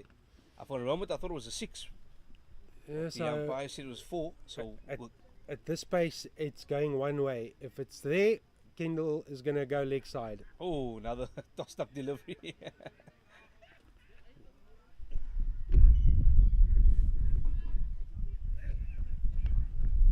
wants you to hit him across the line, but he needs to be outside off stump to try and put the plan together. If he's too straight, there's just no protection. Any bat on the leg side is it's gonna go quickly. It is flighted up. It's again the invite is sent, and Kendall says, "Thank you. It is my birthday month. 4 more." It was far too full. His eyes were lighting up there, and he probably thought it was Christmas here today with that shot. So well done with that big heave over the top there. Well, the problem here is it's risk-free. You've got no protection, so flighting it up, even on middle, you can drag it across the line, and there's no chance of getting out unless you get a top edge, and it goes straight up in the air. Yeah, I think Christmas pies came early there, definitely. I just don't understand the plan, even at this late stage where the result is inevitable. For me, a man that's not really turning the ball, bowling straight into the legs of someone that loves the leg side, doesn't really make sense. There's another flighted one, this time moves well in the crease and gets the single, a quick one to backward point. While time's running out, Toy Malan, you've got to probably go a maximum to get you need 5 for 50, but the team only needs 3 for the win. So how mindful is Toy Malan of 2 milestones, 1 for the victory, 1 for himself. Has he got the power? As the rain is back with us, it's just starting to drip around us. Not hard enough, but the drops are falling. There we go. It's tossed up, smashed by Toy Malan. The good result for him is just 1. That brings up the 100, and that means the Impalas need 2. It'll be the end of the 20th over. 2 to get. Malan needs a 4 to get 50. Yeah, and I think Johan Ferreira, you called it. You did say that South Africa should get this total about 20 overs. Well, you were close. Call me a liar for a couple of deliveries. Your estimation was 99 point something. That's a good pass mark. Definitely. We'll give you that. Unfortunately, or let's say 98 out of 100. The 2's not there, so. Yeah, let's quite see close. how many deliveries after this. I think I'm going to be 1 or 2 deliveries out. No, I think we actually both predicted it should be done in about 20 to 21 overs, So I think more or less both of us have been on par here with the way the South African innings has gone about, and I think our prediction for that, we assess things, and I think both of us have been spot on in terms of the overs we thought we'd get it in. So yeah, it hasn't been any difficult road for South Africa, but I think it's more the opportunities that America dropped in the field That's been the disappointing part. The amount of drop catches and misfields. And Toy Malan and Dean Kendall, they've just taken full advantage. They've cashed in, they've taken the opportunities at hand, and can't blame them. And that's the end of the game. There we go, Toy Malan, one delivery to get the 4. Toy Malan gets 50. South Africa Impalas march on to an emphatic victory by 8 wickets, and it's taken 20.1 overs to get that required 102 for victory. Toy Malan with a special innings of 50, and that from 48 deliveries, well supported by Dean Kendall with an unbeaten 29 from 40 deliveries. South African Impalas get their second victory in this tournament in the 3 matches that they have played. Handshakes all around, an emphatic win, good victory, good confidence boost for the Impalas. There's a summary of the scorecard. USAA veterans rolled for 101 in 37.2 overs. Ismail Taladia with 3 for 23, Kader Amin with 2 for 20, and that really gave them the momentum they wanted before the rain game, which they did predict in the Western Cape today. The Impalas raced along and only needed 20.1 overs to get that required runs. Toy Malan leading the charge with an unbeaten 50. The Impalas will have bigger things to look forward to now that they have 2 victories under the belt. High fives all around. The Impalas will go and celebrate. USAA back to the drawing board. They are 0 from 3. Thanks for your company. Thanks for watching the Vets Cricket. We look forward to our next visit with you, which will be shortly. Keep watching the Vets Cricket. It all culminates on Monday when the top 2 face off against one another. 3 against 4 and 5 against 6. From Mubin Mohammed and myself, Johan Ferreira. Until next time, keep the pads on, and then we'll talk cricket again.